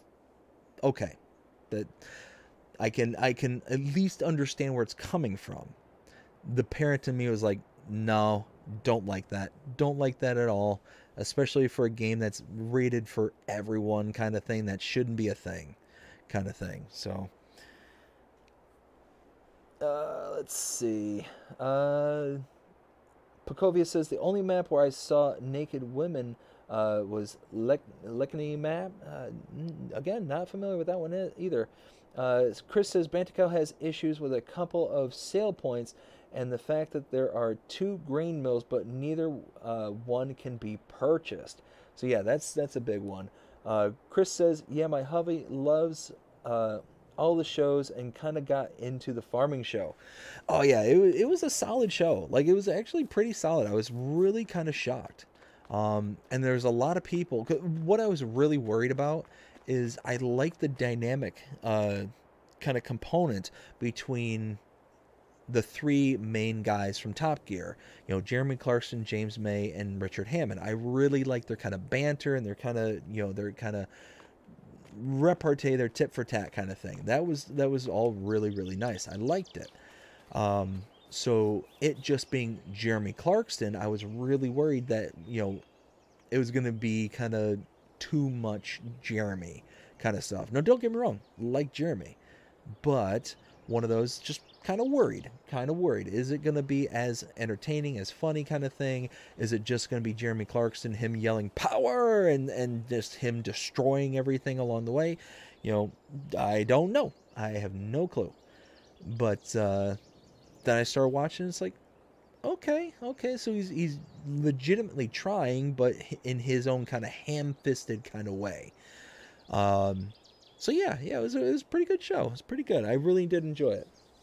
And again, it's one of those that you don't even have to necessarily be a fan of Top Gear or the Grand Tour or any of the other works that they've done in order to like that one. You know, because it's kind of, it stands on its own legs. It's about Jeremy Clarkson, but it could be kind of with anybody else. Now, you kind of love the personality of Jeremy Clarkson kind of thing. You that would be kind of hard to replace, but it's just one of those, like I said, it's just solid. Give it a shot. If you got some extra time, it's only got 2 seasons out right now, so got some extra time and want something to watch, go for it. Chris says, I'm surprised that slipped by Giants to get on consoles. So yeah, it's one of those, it shocked me too. I mean, I was genuinely shocked. And you can hear my reaction in the map tour itself, because again, I blurred it out. It's you know, one of those, like, I was like, oh, and I like kind of panicked and panned away kind of thing.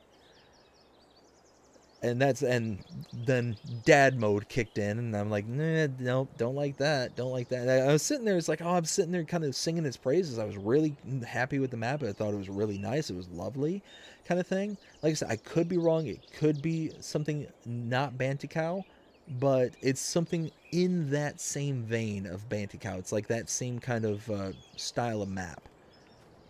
I'd have to look it up, and I'd have to confirm that, but it's definitely out there, and it was captured in one of my tours. All right, so we have no more contracts. Let's see. It is 1 o'clock in the morning.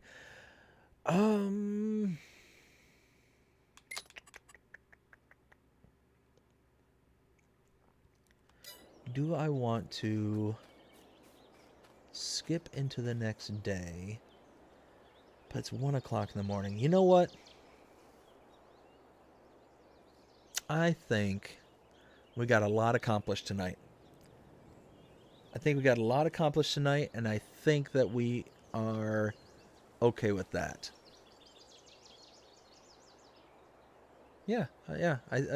We, as in, I think I'm okay with that. I mean, we made $450,000. We got more than enough money to, you know, go on with the next episode in the recordings. You know what? Yeah, I think we're in a good place to where we can start winding down and kind of going from. Holy smokes, 7:04 p.m. Whew. Yeah, it's 1:05 in the morning here, so it's it's getting pretty late. Ken says those grain mills definitely have to do with Giants programming. Chris says possibly, but Mapmaker can fix and or replace them. We've got Chris also saying, yeah, you made some really good money today. And then Pacovia said to Ken, same here. Yes, so I'm really happy with the progress we made tonight. And I think that will be good to kind of leave it from here. But I hope that everybody had a blast tonight. I know I had so much fun, as I always do with these streams. Yeah, this was really good. We got some extra cash. We're going to be able to move along with the next episode. So yeah, I think it'll be good to leave it here. Let's see. We got Chris saying to Ken and Pacomia, LOL, and Ken saying, I did BDD. Oh, awesome. I am glad that you all, or that Ken had a good time. Chris, Pacovia, and everybody else watching tonight, I hope you did as well. If you did, please show me by liking, sharing, subscribing, following, commenting, doing all those things. The algorithms enjoy you doing that, shows you're engaged with this channel, enjoying the content. And that being said, I hope everybody has a fantastic day, evening, night, wherever you are in the world. Take care.